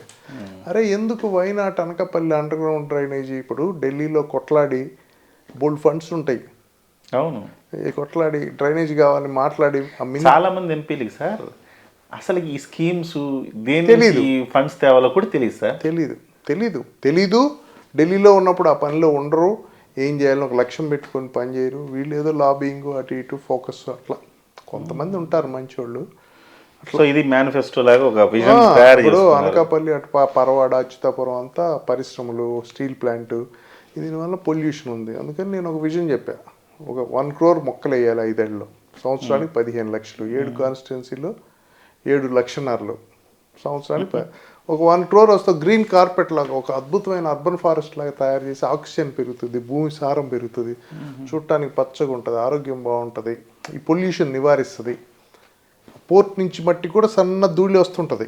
ఓహో, అట్లా వీటన్నిటికీ సొల్యూషన్ అదొకటి. అట్లా కానీ నేను చాలా మంది ఐటీ తేవాలి, ఐటీ హబ్. అక్కడ చాలా మంది, నేను గ్రామాల్లోకి వెళ్ళినప్పుడు చాలా మంది వర్క్ ఫ్రమ్ హోమ్ ఆ ఏరియా నుంచి మంచి మానవ వనరులు ఉన్నాయి. ఇక్కడే వీళ్ళంతా ఇక్కడ పని చేస్తున్నారు. అసలు ఐటీఐ ఇక్కడ తెస్తే ఈ పిల్లలే ఇక్కడ చదువుకోవచ్చు కదా. చంద్రబాబు నాయుడు గారు మాదాపూర్ తెచ్చినప్పుడు అనకాపల్లి తేవటానికి ఏముంది, మాదాపూర్ ఇంకా వెనకబడి ఉండేది. అప్పుడు మీకు గుర్తుందే లేదు, 20 ఏళ్ల క్రితం మాదాపూర్ ఎలా ఉండేది, వ్యవసాయం చేసుకుంటూ ఉండేవాళ్ళు. ఎందుకు అనకాపల్లికి తేగకూడదు ఐటీ హబ్ అనేది ఒక చర్చ పెట్టాను నేను. తేగలం. ఇప్పుడున్న ఒక కంపెనీ వస్తే చాలు కదా. ఇప్పుడున్న ప్రభుత్వం విశాఖపట్నానికి ఏం తేలేకపోయింది, మీరేమో ఒక ఎంపీగా అనకాపల్లికి ఐటీ హబ్ అంటారు. చంద్రబాబు నాయుడు గారికే చెప్పాను నేను, సార్ మీరు సైబరాబాద్ని డెవలప్ చేసినట్టు హైదరాబాద్కి సైబరాబాద్ అయింది ఐడెంటిటీ, దాన్ని ఎలా డెవలప్ చేశారో అనకాపల్లి విశాఖపట్నాన్ని చేయాలి సార్ మనం. అట్లా ఒక విజన్ ముందు, ఒక లక్ష్యం అనేది పెట్టుకోవాలి కదా. అక్కడ ఒక 200 పైచీలకు ఫార్మా కంపెనీలు ఉన్నాయి, పెద్ద పెద్దవి. అవును, మైలాన్, లేకపోతే లారస్ ల్యాబ్స్, హెటిరో, బోల్డ్ ఉన్నాయి. బ్రాండెక్స్ అని మన శ్రీలంక బట్టల మ్యానుఫ్యాక్చరింగ్, ఎంతోమంది ఉపాధి. దాన్ని అక్కడ లోకల్ వాళ్ళు తీసుకునే విధంగా అట్లా నా కంపెనీలో స్కిల్స్ పెంచాలి. దానికి అంటే చదువుకుంటారు కానీ దీనికి కావాల్సిన స్కిల్స్ వాళ్ళకి పెంచగలిగితే. అందుకు నేనేమన్నానంటే, నేను ఒకళ్ళిద్దరితో మాట్లాడితే వాళ్ళు అక్కడ వాళ్ళకి స్కిల్స్ లేవు. ఫార్మా సిటీ ఉంది కానీ ఫార్మా కాలేజ్ లేదు. ఫస్ట్ ఫార్మా కాలేజ్ తేవాలి. తెచ్చినాక ఈ పిల్లలకి అక్కడ మ్యాచింగ్ స్కిల్స్, అక్కడ మా బైరా ఫౌండేషన్ అని ఉంది, అక్కడికి వచ్చి ఈ 7 నియోజకవర్గాల్లో మెల్లిగా ఒక టెక్నాలజీ ల్యాబ్స్ పెట్టి వీళ్ళని దానికి అనుగుణమైన స్కిల్స్ కొంచెం ట్రైన్ చేసి ఒక 2-3 నెలలు వాళ్ళని పంపించాలనేది. అట్లానే కాంపిటేటివ్ ఎగ్జామ్స్కి హాజరవటానికి వాళ్ళని ప్రేరేపించాలి అనేది నా ఆలోచన. దానికోసం ముత్యాల నాయుడు గారు అని ఒక రిటైర్డ్ వైస్ ఛాన్సలర్ ఉన్నారు, ఆర్క్ ప్రసాద్ గారు అని వేరే ఒక ఎన్జిఓస్ ఉన్నాయి, వాళ్ళ సహాయం తీసుకొని, ఇంకా కొంతమంది ఆంధ్ర యూనివర్సిటీ ప్రొఫెసర్స్ సహాయం తీసుకొని ఒక కోచింగ్ సెంటర్ అనకాపల్లిలో పెట్టి వాళ్ళకి కోచింగ్ చేయాలి. అలాగే క్రీడలు సార్, అసలు క్రీడలు fully neglected. Anakapalli NTR stadium అని ఊరు మధ్యలో పెద్ద స్టేడియం ఉంది, చక్కగా క్రీడలు డెవలప్ చేయొచ్చు. ఇప్పుడు దేనికి లేదు, పొలిటికల్ మీటింగ్లు పెట్టుకుంటాను. యాక్చువల్గా అక్కడ వేణుగోపాల్ అని మా రిలేటివ్ ఒక ఆయన ఉన్నారు, క్రికెటర్, ఇండియాకి ఆడారు గాజువాకలో. వేణుగోపాల్, అంబటరాయుడు ఉన్నాడు. ఇటువంటి వాళ్ళు తెచ్చి ఒక క్రికెట్ అకాడమీ, ఐపీఎల్కి అనకాపల్లి నుంచి ఐపీఎల్కి రిప్రజెంటేషన్ ఇవ్వాలి, ఇండియా సూపర్ సార్. దట్ అంటే మంచి ఫిజిక్ ఉన్న ట్రైబల్స్ ఉన్నారు, బ్రహ్మాండంగా చేసేవాళ్ళు. నాకు తన పేరు గణేష్ అని చోడవరంలో కలిశారు ఒక ఎన్జిఓ మీటింగ్లో. ఆ అబ్బాయి డిఫెన్స్కి అందరినీ ట్రైన్ చేసి ఆర్మీలో చేర్పించి విలేజెస్ నుంచి ఉపాధి కల్పించి చాలా మంచి లక్ష్యంతో చేస్తున్నాడు. Great sir. అట్లా ఎందుకు, అట్లానే tennis academy, kabaddi academy, chess academy పెట్టి పిల్లలు కొంచెం గైడ్ చేసి ట్రైన్ చేసి అద్భుతమైన మానవ వనరులు ఉన్నారు సార్. బాగా శక్తి అంటే మంచి దృఢత్వం ఉన్నోళ్ళు, మంచి శరీర నేనైతే చాలా మందిని ఇంటర్వ్యూ చేస్తూ ఉంటాయి కదా సార్, ఇంత విజన్, ఇంత డెప్త్, మైక్రో అనాలిసిస్ మీరు చేసింది. మైక్రో లెవెల్ అనాలిసిస్ అంటే తిరిగాను కదండి, మైక్రో లెవెల్ అనాలిసిస్ చేసి దానికి పరిష్కారాలు కూడా రాసేసుకున్నారు. That's great. అంత బాగుంది. పెద్ద ప్రాబ్లం ఏంటంటే ఏజెన్సీ ఏరియా పక్కన ఉండటం వలన డ్రగ్స్ జరుగుతుంది. ఓకే, డ్రగ్స్ మీద పోరాడాల్సిన అవసరం ఉంది. డ్రగ్స్ని తొక్కిపడేయాలి. పిల్లలు జీవితాలు నిర్వీర్యం అయిపోతున్నాయి, వాటికి అలవాటు పడి భవిష్యత్తు పాడు చేసుకుని ఎవరు ఆత్మహత్య చేసుకున్నారు, డ్రగ్స్కి బానిసై అట్లాంటి ప్రాబ్లమ్స్ ఉంది. అంటే గంజా ఇదంతా దాని మీద ఫైట్. ఇప్పుడు ఈ ప్రాంతం అంతా గంజా కేంద్రం అయిపోయింది, మీకు తెలుసు కదా. రోజు న్యూస్లో చూస్తాం, పట్టుకున్నారు, దొరికారు, అదొకటి పోరాడాల్సిన అవసరం ఉంది. ఇట్లా బోల్డ్ రకరకాల ప్రాబ్లమ్. అంతా బాగుంది సార్, మీరు బ్రహ్మాండంగా స్టడీ చేశారు. మీరు ఎంపీ అయితే ఏం చేయాలనుకున్నారో ఒక భగవద్గీతలాగా ఒకటి రాసేసుకున్నారు విజన్. విజన్ అనకాపల్లి అని రాసి నేను ప్రజలతో షేర్ చేసుకుంటున్నా, వాళ్ళ దగ్గర తీసుకుంటున్నా.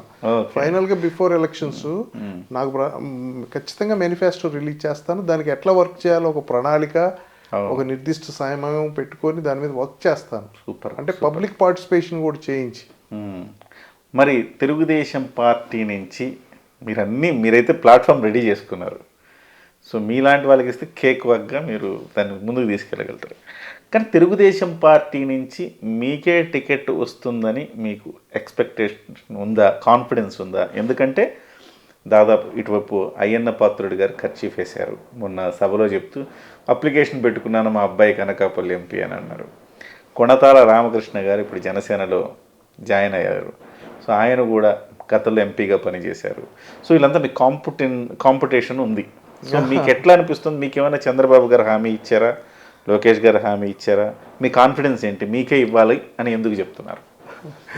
సరైన సమయంలో పార్టీ కానీ చంద్రబాబు నాయుడు గారు కానీ నేను క్యాపబుల్ అనుకొని పర్వాలేదు, గెలుపు ప్రాస్పెక్ట్స్ ఉన్నాయి, లేకపోతే ఈ సోషల్ డైనమిక్స్లో ఏ సామాజిక వర్గం ఎవరు అనేది ఇట్లా ఒక్కొక్కరిలో ఒక్కొక్క ప్రాతినిధ్యం వహించే అవకాశం ఇస్తారు కదా సార్, అట్లా ఆ నిర్ణయంలో వస్తుంది అనుకుంటున్నాను. ఇప్పుడు అయ్యన్న పాత్రుడు గారు వాళ్ళు పెద్ద ఫ్యామిలీ, పొలిటికల్ ఫ్యామిలీ, వాళ్ళకి నేను పోటీ అసలు కానే కాదు. ప్లస్ కొణతాల రామకృష్ణ గారు ఎంపీగా చేశారు, మినిస్టర్గా చేశారు. ఆయన ఒక బ్రాండ్, అయ్యన్న పాత్రుడు గారు ఒక బ్రాండ్. వాళ్ళతో మనం అని కాదు, కానీ ఇప్పుడు ఇట్లా ఈ సోషల్ డైనమిక్స్లో కానీ ఈక్వేషన్స్లో అవకాశం వస్తే ఎవరికో వెళ్ళే బదులు నాకు అవకాశం, దానికి అనుగుణంగా ముందే ఆ రోజు వెళ్ళి నేను ఆ లాస్ట్ 15 రోజుల్లో నేనెవరో ప్రజలకు తెలియపోతే గెలుపు అవకాశాలు ప్రాస్పెక్ట్స్ ఉండవు. ఈలోపు ఏముంది, ప్రజలతో కలుస్తాం, మంచి అనుబంధాలు ఏర్పడతాయి, అనుభవాలు వస్తాయి. ఆ ఉద్దేశంతో నేను తిరుగుతున్నాను. ఏది జరిగితే వాట్ ఎవర్ నాకు, if I'm deserved I will get, but I'm not competent to anybody. నేను ఇంకోళ్ళ కాంపిటీషన్ కానీ ఒకళ్ళ అవకాశాలు తీసుకోవటం కానీ అట్లాంటి ఆలోచన నాకు ఎప్పుడు, నాకు అందరూ ఆ సమీకరణాల్లో మీ వైపుకి వస్తే నాకు రెడీగా ఉన్నారు. నాకు వాళ్ళందరూ సీనియర్ నాయకుడు. వీరభద్రరావు గారు చేరారు, ఆయన సీనియర్ నాయకుడు. రామకృష్ణ గారు జనసేనలో ఆయన పెద్ద నాయకుడు. అట్లానే అయ్యన్న పాత్రుడు గారు, లేకపోతే అక్కడ బండారు సత్యనారాయణమూర్తి గారు ఉన్నారు. పెద్ద పెద్ద నాయకులు ఉన్నారు. వాళ్ళంటే నాకు రెస్పెక్ట్ ఉంది. వాళ్ళ పార్టీలో వాళ్ళ సీనియర్స్. అది అవకాశాలు, కొత్త బ్లడ్ కావాలి, సామాజిక సమీకరణలు, ఎన్నికల్లో గట్టిగా ఇది అట్లా ప్రజల్లోకి వెళ్ళగా కొంత కాపు సామాజిక వర్గానికి కొంత పట్టు కూడా బాగానే ఉన్నట్టుంది కదా అక్కడ. అంటే మేజర్ కమ్యూనిటీ కాపు ఉంది. గతంలో గుడివాడ అమర్నాథ్ వాళ్ళ నాన్నగారు అక్కడ ఎంపీగా కూడా పోటీ చేసినట్టున్నారు. గంటా గారు, అవంతి గారు, ఇట్లా కాపు సామాజిక వర్గానికి సంబంధించిన వాళ్ళు చాలా మంది విజయాలు సాధించి ఉన్నారు. అందువల్లే ఈ సమీకరణాలు లెక్క వేసుకుంటే మీకు పాసిబిలిటీస్ ఎక్కువ ఉన్నాయి. ఆ సమీకరణలో మొత్తం మీద ఓవరాల్గా ఇక్కడ ఈ సామాజిక వర్గం ప్రాతినిధ్యం వహిద్దాం, అవకాశం ఇద్దామని అనుకుంటే ఓకే. నేను అంతేగాని నేను వెళ్ళి ఒకళ్ళ అవకాశాలు ఎప్పుడు ఐఎమ్ నాట్ ఫర్ దట్. నాకు క్లారిటీ మెగా ఫ్యామిలీకి మీరు చాలా దగ్గరని వింటుంటాం. ఎస్పెషల్లీ అల్లు అరవింద్ గారికి, మెగాస్టార్ చిరంజీవి గారికి, వాళ్ళ కుటుంబాలతోటి మీకు స్నేహం ఉంది. వాళ్ళ కుటుంబం మనిషిగా మీకు ఒక ముద్ర ఉంది చాలా కాలంగా. సో వాళ్ళ బ్లెస్సింగ్స్ కూడా ఉన్నాయా? నాకు చిరంజీవి గారు చాలా ఇష్టం, ఆయన అభిమాని. ఆయన స్ఫూర్తితోనే నేను జీవితంలో చాలా, ఆయన ప్రతి సినిమా ఒక ఇన్స్పిరేషన్గా ఉండేది. విజేతను చూసి ఫ్యామిలీకి నిలబడాలని, లేకపోతే స్వయం కృషిని చూసి సొంతంగా రావాలని, అట్లా ఇప్పుడు అరవింద్ గారు నాకు ఫాదర్ లాగా, ఆయనకి నాకు ఏదో అటాచ్మెంట్ ఉండి అట్లానే కళ్యాణ్ గారు రాజకీయాల్లో నేను చెప్పే కదా, సోషల్ రిఫార్మరు, ప్రజల కోసం ఆలోచించడం ప్రతి క్షణము, ఆయన ఇన్స్పిరేషన్. వాళ్ళ బ్లెస్సింగ్స్ ఎప్పుడూ ఉంటాయి. వాళ్ళ నీళ్ళలోనే నేను కొంత ఎదిగానని అది హంబుల్గా చెప్పుకోగలుగుతాను. ఐ బిలీవ్, అంటే నేను వాళ్ళని ఏది ఆబ్లిగేట్ చేయను ఎప్పుడు, బట్ డెఫినెట్గా వాళ్ళ బ్లెస్సింగ్స్ ఉంటాయి నాకు. వాళ్ళు ఎప్పుడు జనసేనలో చేరమని మీకు సజెస్ట్ చేయలేదు?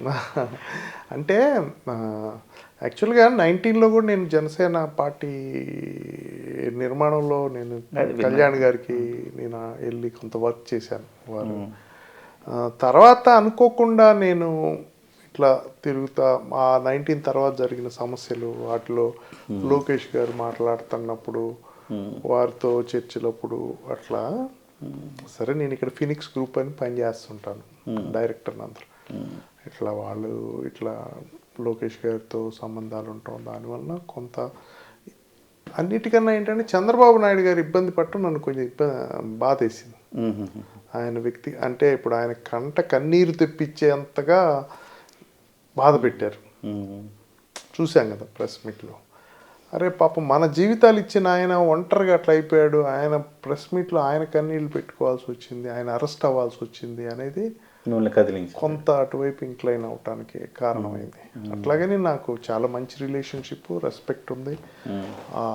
అటు జనసేన అన్న నాకు చాలా ఇష్టం, కళ్యాణ్ గారు అన్న నాకు చాలా ఇష్టం. సార్ మీరు జనసేనలో మీరు దగ్గరగానే చూశారు కదా పవన్ కళ్యాణ్ 2009 నుంచి ప్రజారాజ్యంలో కూడా మీరు వర్క్ చేశారు. ప్రజారాజ్యంలో ఉన్నప్పుడు పవన్ కళ్యాణ్ గారిని యువరాజ్యం అధ్యక్షుడిగా చూశారు. తర్వాత 2019 పార్టీ నిర్మాణంలో పాలు పంచుకున్నారు. పవన్ కళ్యాణ్ గారిని దగ్గరగా చూశారు కదా సార్. మీకు అలాగే చిరంజీవి గారిని కూడా దగ్గరగా చూశారు. మీరు రాజకీయ నాయకుడిగా చిరంజీవి గారిని చూశారు, పవన్ కళ్యాణ్ గారిని చూశారు. ఏమిటి సార్ వాళ్ళిద్దరిలో డిఫరెన్స్ ఏం కనపడింది మీకు? చిరంజీవి గారు సున్నిత మనస్కుడు, పడలేడు అంటే ఆయనకి అంత సక్సెస్లే కదా. అవును, టక్క టక్క టక్క టక్క ఒక మెగాస్టార్ అయిపోయారు. ఆయనకి అసలు అడ్డంకులు ఏం లేవు. అట్లా అట్లా అట్లా పెద్ద స్టార్ ఈజ్ అందరి వాడిగా ఉండాలి, గ్రోన్ బియాండ్ హిమ్సెల్ఫ్. అందరితో మంచిగా ఉండాలి, అందరు వాడు ఉండాలి, ఎవరిని నొప్పించడం, ఒకళ్ళు మాట అంటే తిరిగి అనాలని కూడా ఇష్టం ఉండదు. పోనీలే ఉందిలే అని వాడికి మళ్ళీ వాళ్ళు వస్తే ఆదరిస్తారు. చూసాం కదా రాజశేఖర్ గారు అంత డ్యామేజ్ చేసిన జీవిత రాజశేఖర్ గారు, మళ్ళీ వాళ్ళు వచ్చి వాళ్ళ అమ్మాయికి సీట్ కావాలన్నా లేకపోతే హెల్ప్ కావాలన్నా నేను కూడా చూసే చాలాసార్లు. అరే ఏంటిది అంటే అది ఒక దైవ గుణం. అట్లా ఆయన అంత సున్నితంగా ఉంటారు. పవన్ కళ్యాణ్ గారు ఏంటంటే పట్టుదల కలిగిన వ్యక్తి, ప్రజల కోసం నిలబడాలి, ప్రజలకి అన్యాయం జరిగితే ఆగలేడు ఆయన. చూశారు కదా ఇప్పుడు చిరంజీవి గారు అంటే ఎంత ఇష్టం 14లో, అయినా కూడా చిరంజీవి గారిని కూడా ఎదిరించి కాంగ్రెస్ హటావు అని నినాదం ఇచ్చారు ఆ రోజు. ఎదిరించడం అని కాదు, విభేదించి ఎంత తండ్రి ఆయనకి చిరంజీవి గారు అంటే ఫాదరే. మరి అట్లాంటి ఎంతో ఇష్టం, విభేదించి అంటే అక్కడ ప్రజలకు ముఖ్యం ఆయనకి, ప్రజలకి తప్పు జరుగుతుంది ఇట్లా చేశారు అని అట్లా. ఇప్పుడు మొన్న చూశారు కదా చంద్రబాబు నాయుడు గారికి అట్లా అక్రమంగా అరెస్టు, రాష్ట్రంలో అన్యాయం జరుగుతుందని చెప్పి ఆయన బయటకు వచ్చేసి డిక్లేర్ చేశాడు నేను పొత్తుకు సయ్యాను. అంతకుముందు పొత్తా కాదా ఓన్గా ఎదగదామనే ఆలోచన ఉంటుంది కదా, ఎస్పెషల్లీ గవర్నమెంట్ కొంచెం యాంటీ ఇన్కమెన్స్ ఉన్నప్పుడు నా ఓన్గా ఎదుగుదామనే ఆలోచన ఉంది కూడా. తనంతటి తను వాలంటరీగా చంద్రబాబు నాయుడు గారికి అన్యాయం జరిగిందని ఇప్పుడు ఆయనే అట్లా ఫీల్ అయినప్పుడు మేము కూడా అట్లనే ఫీల్ అయ్యాం అట్లా. అందువల్ల వీళ్ళిద్దరు పెద్ద కొడుకు చిన్న కొడుకు, పెద్ద కొడుకులు సాఫ్ట్గా కింద నుంచి వచ్చారు కాబట్టి సాఫ్ట్గా అట్లా ఉంటారు, చిన్న కొడుకు కొంచెం అగ్రెసివ్గా ఉంటాడు.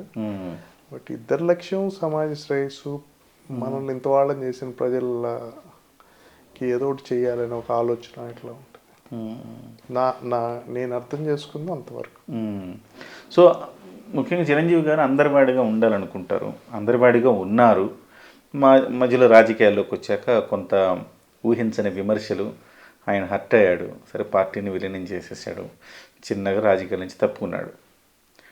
మీరు ఇప్పటివరకు అందరివాడిగా ముద్రపడ్డారు కదా, మరి పార్టీ ఇప్పుడు ఏదైనా పొలిటికల్ పార్టీలో చేరితే మీరు కొందరివాడు అవుతారుగా.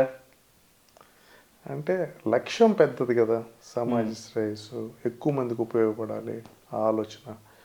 అట్లానే ఇప్పుడు నేను వ్యక్తిగతంగా అసలు నేను ఎవరిని విమర్శించను, వ్యక్తిగతంగా వాళ్ళు ఎట్లా ఉన్నా దగ్గర తీసుకుంటాం.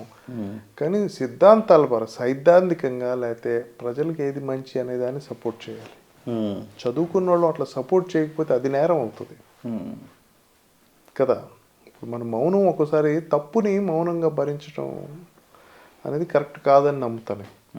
ప్రజలు సఫర్ అవుతున్నారు. రాష్ట్రంలో ఎట్లా ఉంది పరిస్థితి, అభివృద్ధి లేదు, ప్రత్యేక హోదా లేదు, రాజధాని లేదు, పోలవరం లేదు, వ్యవస్థలు దెబ్బతింటున్నాయి, అసెంబ్లీలు చండాలంగా తిడుతున్నారు, చండాలంగా మాట్లాడుతున్నారు, డిబేట్లు జరగట్లేదు, మంచి లాస్ ఎవడ నోరిప్తి వాడి మీద కేసులు పెట్టడం వాడిని, లేకపోతే ఇష్టారాజ్యం కదా. ఇప్పుడు సాంప్రదాయాలు అంతకుముందు ఇప్పుడు ఈ రోజు కూడా కాసు బ్రహ్మానందరెడ్డి పార్క్ అనేది తెలంగాణలో ఉంది, ఆంధ్రప్రదేశ్లో ఎన్టీఆర్ హెల్త్ యూనివర్సిటీ పేరు మార్చడం, మీరు కంపారిజన్ కరెక్ట్ ఎంతవరకు న్యాయం? కరెక్ట్గా చేయటం మీరు ఇవన్నీ చెప్తున్నారు కానీ బట్ సంక్షేమ పథకాల ద్వారా జగన్ బాగా ప్రతి ఇంట్లోకి వెళ్ళిపోయాడు. 2,30,000 కోట్ల రూపాయలు మీకు నేను నేరుగా మీ బ్యాంక్ అకౌంట్లో వేశానని ప్రతి సభలో చెప్తున్నాడు. ఇవి ఇంపాక్ట్ చూపించమంటారా? జగన్ గారు ఏమైనా ఆయన ఆస్తులు ఇచ్చాడా, ఆయన సొంత డబ్బులు ఇచ్చాడా, లేకపోతే ఇవన్నీ లేని పథకాల, పేర్లు మార్చిన పథకాలే కానీ 1-2 తప్ప మొత్తం ఉన్న పథకాలే. అదొక పక్క. రెండోది అన్నిటికన్నా అర్థం చేసుకోవాలి ఏంటంటే, పథకాలు ఇస్తున్నాము అనే ఒక అహంకారపూరిత ధోరణితో పడి ఉంటారులే. పథకాలు అనేది మన హక్కు, సంక్షేమం మన హక్కు. సంక్షేమంతో పాటు అభివృద్ధి జరగాలి. ఇందాక మనం మత్స్యకారులు అనుకున్నాం కదా, చేపలకి వెళ్ళటమే వాళ్ళ వృత్తి కాదు, వాళ్ళు కలెక్టర్ రావాలి, లేకపోతే రేపు గౌర సోదరులో ఒక మంచి షుగర్ ఫ్యాక్టరీ పెట్టాలి. ఇంక ఎప్పటికీ హ్యాండ్ టు మౌత్ అలాగే ఉంచుతాం వాళ్ళని. అది ఇచ్చాం కాబట్టి వాళ్ళు పడి ఉంటారు. ఇక నేను రాష్ట్రం మన ఇష్ట రాజ్యంగా మనం వాట్ వి కాల్ లిక్కర్ అంతా మందే అమ్ముదాము, అది హెల్త్ పాడైపోద్ది, ఘోరంగా ఉంటుంది, లేకపోతే ఇసుక అంతా మనమే టెండర్ వేసుకుందాము. ఇంకా 56 మంది సలహాదారులు ఉన్నారు రాష్ట్ర 57 సార్. 57 రాష్ట్రంలో సలహాదారులు గవర్నమెంట్కి ఒకటే సామాజిక వర్గం వాళ్ళు ఉంటారా? ఒకళ్ళో ఇద్దరు తప్ప. మరి నా బీసీలు, నా మైనారిటీలు, నా దళితులు అన్నప్పుడు వీళ్ళెవరు పనికిరారా? అదే మనం ఇందాక అనుకున్న లాజిక్కే, చేపల వాళ్ళు ఎప్పుడు చేపలు పట్టాలనేది ఆ సర్వైవల్లో ఉంచడమే. ఉన్నప్పుడే ఈ పథకాల ద్వారా ఎమోషనల్గా వాళ్ళని అదే పార్టీ కనెక్ట్ చేసి, నేను అనేది ఆ సర్వైవల్లోనే ఉంచితే వీళ్ళు ఎప్పటికీ నాకు ఓట్లు వేసి అలా ఆ స్లేవరీ ఇంటలెక్చువల్ స్లేవరీ అంటాం, మేధోపరమైన బానిసత్వం. జనం అర్థం చేసుకుంటారా? చెయ్యాలా, అదే కదా మన బాధ్యత, మనం చెప్పాలి. అదే నేను అంటుంది. ఒక గౌర సోదరుడు ఫ్యాక్టరీ పెట్టుకోగలరు, మీలో ఒక హైకోర్టు జడ్జి అయినప్పుడు ఎందుకు ఫ్యాక్టరీ పెట్టుకోకూడదు, షుగర్ ఫ్యాక్టరీ? లేకపోతే ఇంకా మంచి డాక్టర్ ఎందుకు కాకూడదు, సాఫ్ట్వేర్ ఒక యాదవ సోదరుడు ఎంపీ ఎందుకు కాకూడదు? ఎగ్జాక్ట్లీ కదా. ఇప్పుడు బాలయోగ్ గారు లోక్సభ స్పీకర్ అయ్యాడు కదా సార్. ప్రతిభాభారతి గారు ఆ ఘనత తెలుగుదేశంకే. అట్లా ఎందుకు చేయకూడదు? మీరేమో ప్యాక్ చేసి డోర్ డెలివరీ ఇస్తున్నారు దళితుల్ని, మీ ఎమ్మెల్సీలు. అసలు ఏంటిది? ఎటుపోతుంది? నోరు ఎవడం తెరిస్తే ఆ కులంవాడి పవన్ కళ్యాణ్ అడిగితే కాపులు తెచ్చి తిట్టించడం. ఇప్పుడు మీరు రాజకీయాల్లోకి వచ్చిన తర్వాత మీరు కూడా విమర్శలు చేయాల్సి వస్తుందిగా. నేను టచ్ వుడ్ చెప్తున్నాను, నేను ఎప్పటికీ కూడా నేను రాజకీయాల్లో ఉన్నంత కాలం నేను ఓన్లీ సైద్ధాంతిక పోరాటమే చేస్తాను, భావాజాలంగా పోరాటమే చేస్తాను, వాటి మీదే మాట్లాడతాను. ఇప్పుడు కూడా మీరు గమనించే ఉంటారు, నేను ఎవరు వ్యక్తులు విమర్శించట్లా. I have great respect for వ్యక్తిగత విమర్శ. జగన్ ఉంటారు సార్, జగన్ పట్టుదల నాకు చాలా స్ఫూర్తి.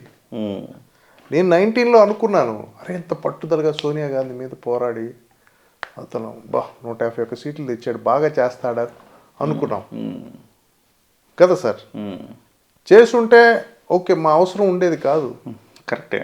కానీ తర్వాత చూస్తే ఏంటి వికృతం ఏంటి. కానీ మీరు ఒకటి గుర్తుంచుకోవాలి, అంటే ఒకటి ప్రిపేర్ అవ్వాలి కదా. మీరు మితిమీరి విమర్శ చేయరు, వ్యక్తిగత విమర్శ చేయరు, కానీ అవతల వాళ్ళు మిమ్మల్ని వ్యక్తిగతంగా విమర్శ చేస్తానికి రెడీగా ఉంటారు. అదేంటి వాళ్ళు ముఖ్యంగా వైఎస్ఆర్సీపీలు ఇది ఆనవాయితీ. ముఖ్యమంత్రి జగన్మోహన్ రెడ్డి గారే ప్రతిరోజు పవన్ కళ్యాణ్ని 4 పెళ్ళిళ్ళను 3 పెళ్ళిళ్ళను ఇంత జుగుప్సాకరంగా దూషిస్తూ ఉంటాడు కదా. సో అట్లాంటప్పుడు మీరు ప్రిపేర్ అవ్వాలి దీనికి. అదేంటంటే అదొక స్ట్రాటజీ. ఇప్పుడు చంద్రబాబు నాయుడు గారు లాంటి వాళ్ళని అసెంబ్లీలో అవమానించి మానసికంగా దెబ్బతీయటం, పవన్ కళ్యాణ్ని 10 సార్లు అని మానసికంగా దెబ్బతీయటం ఒక పక్క, వాళ్ళని ప్రజల్లో పదే చెప్తే బ్రాండింగ్ చేయటం. ఇప్పుడు ఇట్లా చేసి ఇట్లా ఏదో నెగిటివ్ లాగా దాన్ని ఎదుర్కొనాల్సిన అవసరం ఉంది. దానికి మంచి సరైన దీటైన మనం అడగాలి, బాబు నీకు ఇంతకన్నా సమస్యలు లేవా? అరే నువ్వు పోలవరం గురించి మాట్లాడు, ఎంతవరకు అయింది? రాజధాని గురించి చెప్పు. 3 రాజధానులు ఏంటి ప్రపంచం అంతా నవ్వుకుంటున్నారు. ప్రపంచంలో ఈ 200 చిలుకు దేశాల్లో ఎక్కడ కూడా 3 రాజధానులు లేవు. ఏ రాష్ట్రంలో, ఇండియాలో ఉన్న రాష్ట్రాల్లో ఎక్కడా లేదు 3 రాజధానులు. ఏంటి ఎక్కడో ఆఫ్రికాలో ఉందని చెప్తావు, వాళ్ళు కూడా సర్దేస్తున్నారు. ఏంటిది ఈ వికృతాలు ఏంటి సార్? ఇప్పుడు పవన్ కళ్యాణ్ని పదే అట్లా వ్యక్తిగత విమర్శలు చేసి వ్యక్తిత్వ హననం చేస్తున్నప్పుడు, అవును, క్యారెక్టర్ అసాసినేషన్. మీలాంటి వాళ్ళకి ఏమనిపిస్తుంది అంటే, రాజకీయాల్లో ఇప్పుడంటే మీరు రాజకీయాల్లో పార్టీ తరపున పోటీ చేద్దాం అనుకుంటున్నారు, కానీ వ్యక్తిగతంగా మీకు ఈ పరిస్థితిని చూసి ఇదేంటి రాజకీయాలు అనిపిస్తుంది ఇప్పుడేమో? ఇదేంటి రాజకీయాలు అనిపించదు, కానీ ఇది కరెక్ట్ కాదు. పవన్ కళ్యాణ్ గారికి ఇది ఎదుర్కొనే మనోధైర్యం, పాపం ఆయన ఎంత సఫర్ అవుతున్నాడో రోజు. ఆయనకి పిల్లలు ఉన్నారు, డిఫరెంట్ కారణాలు, ఆయన వ్యక్తిగత జీవితంలో ఏదో ఒడిదుడుకులు వచ్చాయి, డిఫరెంట్ కారణాలు ఉంటాయి. ఆయనకి ఎదిగిన పిల్లలు ఉన్నారు. ఏంటి ఇంత దుర్మార్గంగా ఉన్నారు అంతా? ఇప్పుడు పవన్ కళ్యాణ్ నిన్నటి నుంచి షర్మిల మీద మొదలుపెట్టారు కదా. షర్మిల రెడ్డి కాదు, షర్మిల శర్మ అంటారు, ఆమె ఇంటి పేరు వైఎస్ కాదు, ముస్నూరి అంటారు. అసలు దుర్మార్గం అండి. అసలు అదే నేను అంటుంది, ఎస్పెషల్లీ సభ వైసీపీ నుంచే ఈ 5 ఏళ్ళలో డెవలప్ అయిన సాంప్రదాయాలు సార్ ఇవి. నేను గమనించను. అందుకే నేను అనేది 5 ఏళ్ళలో సభలో అసహ్యంగా ఇదివరకు మన సభలో ఎట్లా డిస్కషన్స్ జరిగాయి. వెంకయ్యనాయుడు గారు, జైపాల్ రెడ్డి, పుచ్చలపల్లి సుందరయ్య గారు, వావిలాల గోపాలకృష్ణయ్య గారు ఎంత మంచి డిస్కషన్లు, చట్టాలు, మంచి మంచి చట్టాలు తెచ్చారు. ఆడవాళ్ళకి సమానమైన హక్కు ఇవ్వాలని చట్టాలు తెచ్చారు. కరణం ఇవి రద్దు చేశారు, మండలాలు తెచ్చారు, ఎన్ని మంచి చట్టాలు తెచ్చారు. డిస్కషన్స్లో కొన్ని అడ్జస్ట్మెంట్స్ చేసుకున్నారు గవర్నమెంట్. ఇది కదా ప్రెస్ని కాపాడే కొన్ని వచ్చినప్పుడు గవర్నమెంట్లో ఉన్న అధికార పక్షంలో ఉన్న ఎమ్మెల్యేలు కూడా సపోర్ట్ చేశారు. అట్లాంటి మంచి డెమోక్రటిక్ వ్యవస్థ ఉండాలి. డెమోక్రసీ అంటే అది సార్. చీఫ్ మినిస్టర్ అంటే అక్కడ ఊడిపడ్డు, is the first among the equals. అధికార పక్షంలో లీడరు అంతే కదా. చీఫ్ మినిస్టర్ అంటే వాళ్ళ మంత్రులకి అపాయింట్మెంట్ ఉండదు, ఎమ్మెల్యేలకి అపాయింట్మెంట్లు ఉండవు, వాళ్ళకి ఏమి తెలీదు ఏం జరుగుతుందో. రాష్ట్రంలో మందు చీఫ్ మినిస్టర్ది అంటారు, లేకపోతే సొంత బాబాయిని చంపేశారంటారు. అసలు ఆ ఆరోపణలకు ఆస్కారం కూడా రాకూడదు సార్. నువ్వు 5 ఏళ్ళు పవర్లో ఉన్నావు, నీ సొంత బాబాయ్ మీద ప్రేమ ఉండదా? ఉంటే ఆ కేసు ఏమైంది? అంతే సరే, నీ మీద దాడి జరిగిన కేసు ఏమైంది? వాళ్ళు మొత్తుకుంటున్నారు 5 ఏళ్ళు అయింది మా అబ్బాయి ఉండి, చివరికి నీకు కూడా బెయిల్ వచ్చింది. చివరికి కొడుకు మీద బెంగతో వాళ్ళ తల్లి చనిపోయే పరిస్థితికి బెడ్ మీద ఉంది. సరే, ఇప్పుడు అది నిజమో అబద్ధమో తేల్చాల్సిన బాధ్యత నీది. ఆ రోజు నువ్వు నా మీద తెలుగుదేశం వాళ్ళు దాడి చేయించారని అన్నావు కదా. అవును సార్. ఇప్పుడు మీరు అనకాపల్లి ప్లాన్ చేస్తున్నారు. లాస్ట్ టైం 2019లో 7 నియోజకవర్గాలు అనకాపల్లి ఎంపీ కింద, ఆ లోక్సభ కింద ఉంటే 7 ఓడిపోయింది తెలుగుదేశం. ఏంటి మీ ధైర్యం? 7 గెలుస్తాం, పార్లమెంట్ గెలుస్తాం. అంతేనా? గెలుస్తాం, వర్క్ చేస్తాం. మన నిబద్ధత, మన నిజాయితీ, రాష్ట్రంలో ఉన్న పరిస్థితులు, ప్రభుత్వ వైఫల్యాలు ఎండగడతాం, చెప్తాం, ప్రజలను చైతన్యపరుస్తాం. లోకేష్ గారు చెప్పారు, చంద్రబాబు నాయుడు గారు ప్రతి సభలో చెప్తున్నారు, పవన్ కళ్యాణ్ గారు చెప్తున్నారు, వాళ్ళతో పాటు మేము కూడా చెప్తాం, ప్రజలను చైతన్యపరుస్తాం. రాష్ట్రానికి ఏది ముఖ్యం, ఏది కావాలనేది ప్రజలకు తెలియజేస్తాం. ఖచ్చితంగా తెలియజేసి చైతన్యపరిచి అభివృద్ధి ఎలా చేయాలో, ఇప్పుడు నేను చెప్పా కదా అనకాపల్లి విజన్, అనకాపల్లి అని నా ఎజెండా చెప్తాను. అలా చెప్తాం. 7 గెలిపించుకొని వస్తాం, 7 ఎంపీ కూడా గెలుస్తాం. ఓకే సార్, కొందరు పేర్లు చెప్తా, 1 వర్డ్, ఒక వాక్యంలో చెప్పండి. నరేంద్ర మోదీ భారతదేశానికి లభించిన గొప్ప లీడర్. రాహుల్ గాంధీ వంశపారంపర్యంగా వచ్చిన లీడర్. కేసీఆర్ తెలంగాణకి దొరికిన ఒక గొప్ప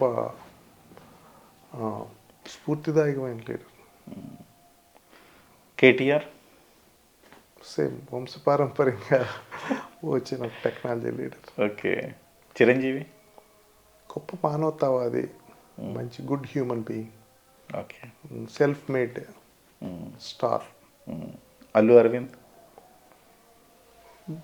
is a father to me, good business man. Okay.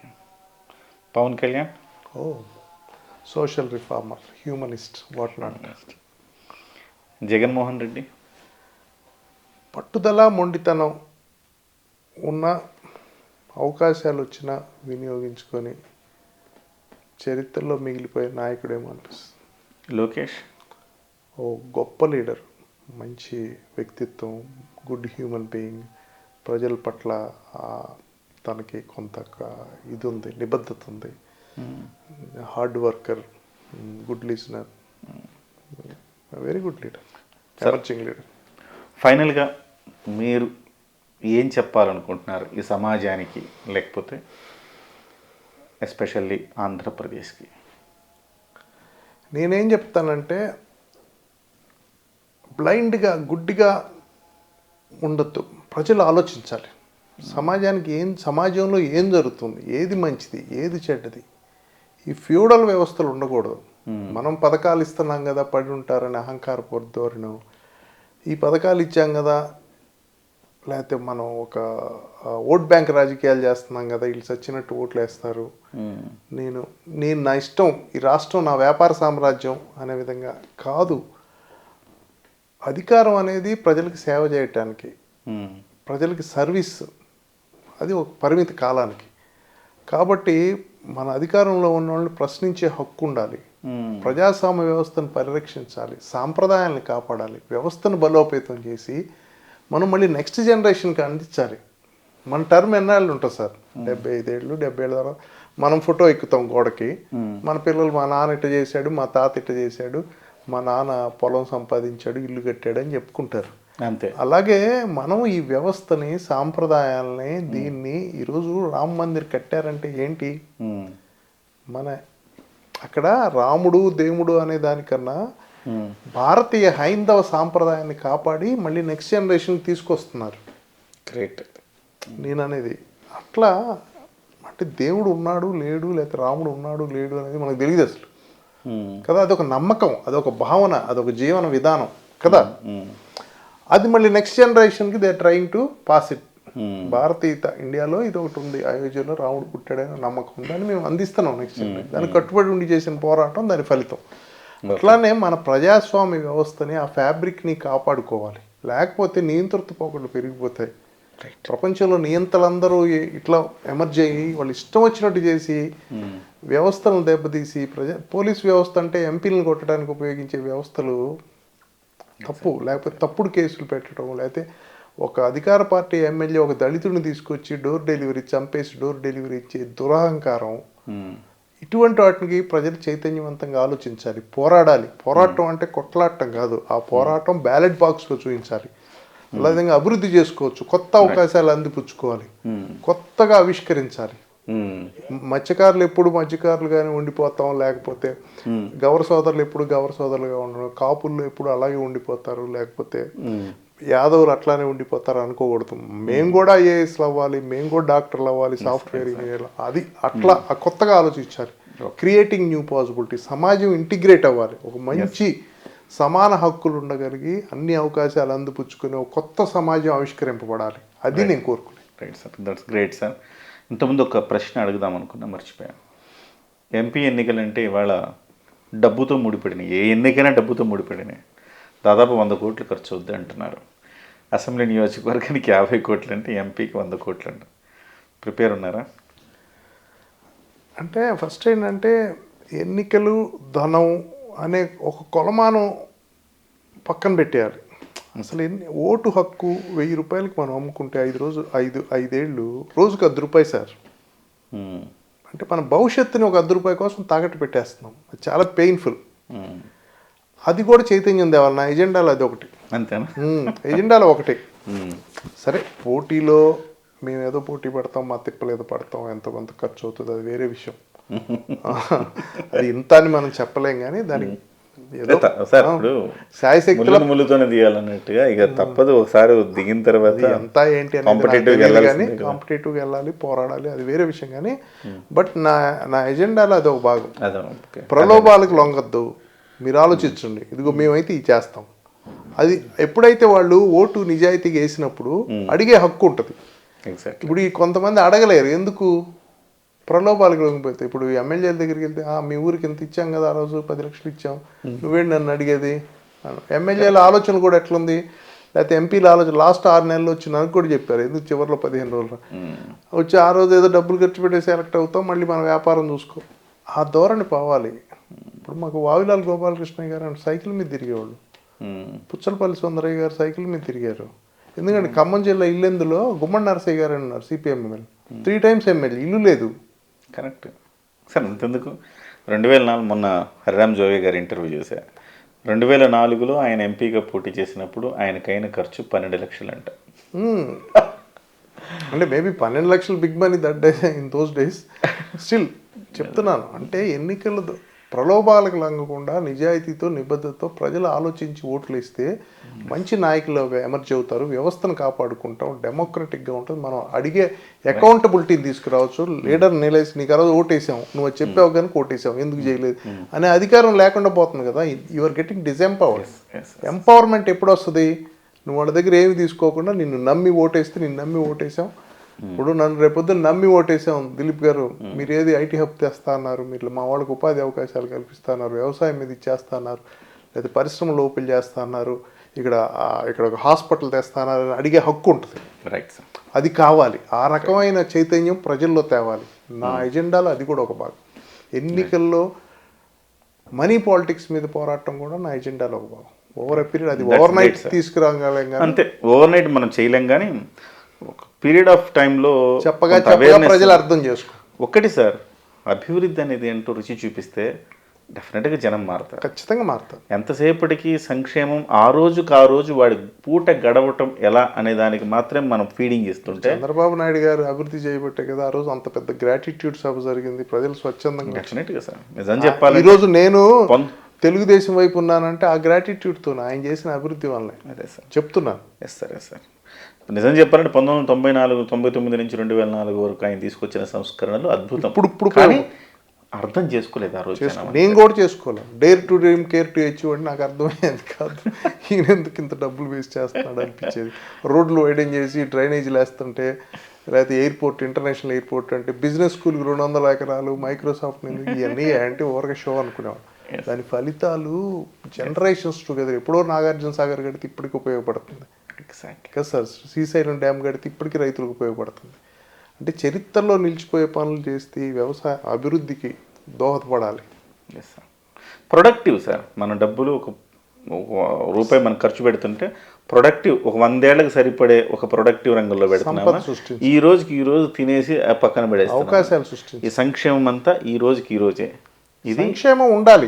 Survival, కొంతమందికి సర్వైవల్ కూడా ఉండాలి. వాళ్ళకి సంక్షేమం ఇస్తాను, వాళ్ళని అభివృద్ధి దిశగా తీసుకెళ్ళాలి. ఒక దశకు వచ్చేటప్పటికి ఆ సంక్షేమం వాళ్ళకి అవసరం. ఏముందలే ఈ పథకాలు ఇచ్చి వీళ్ళని ఇక్కడే తొక్కిపెట్టి ఉంచుదాం అనే ధోరణి మటుకు దురహంకారం అనేది డేంజరస్. Right sir. ఇప్పుడు కియా వచ్చింది, అద్భుతం. అట్లా ఇందాక నేను చెప్పాను కదా, భోగాపురం ఎయిర్పోర్ట్, పట్టిసీమ, అద్భుతాలు ఇవి. ఫార్మాసిటీ. దిలీప్ గారు, మీరు దాదాపుగా సగాటికి సగం నియోజకవర్గం తిరిగేశారు. 300-350 గ్రామాలు తిరిగారు కదా.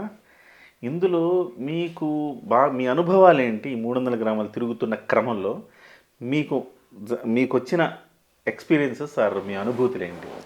అంటే భలే కొంతమంది స్ఫూర్తిదాయకమైన వ్యక్తులను కలిశాను కిరణ్. ఫర్ ఎగ్జాంపుల్ ఎక్కడంటే మాడుగుల్లో రాముడమ్మ గారని ఒకళ్ళ ఇంటికి వెళ్ళాను. ఆయన ఎంపీపీ అనుకుంటా, వాళ్ళ హస్బెండ్. ఆవిడ ఆ ఊరు గ్రామంలో ఒక 4,000 మంది సభ్యులతో, ఒక 4 కోట్ల టర్న్ ఓవర్తో ఒక బ్యాంక్ నడుపుతుంది సక్సెస్ఫుల్గా. చాలా సక్సెస్ఫుల్గా బ్యాంక్ నడపటమే కాదు, ఒక బట్టల మ్యానుఫ్యాక్చరింగ్ పెట్టింది.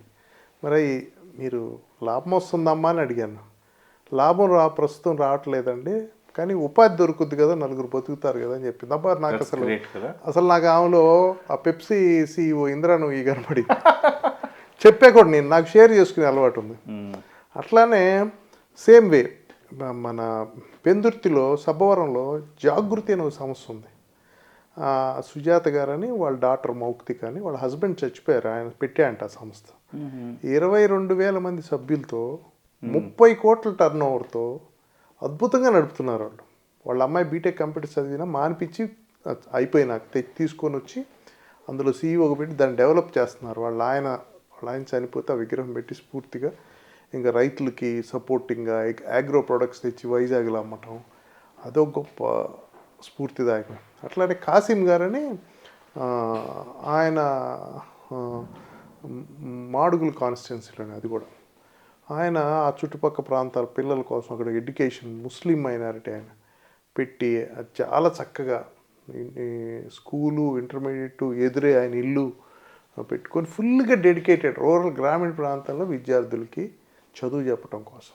అదొక స్ఫూర్తిదాయకం.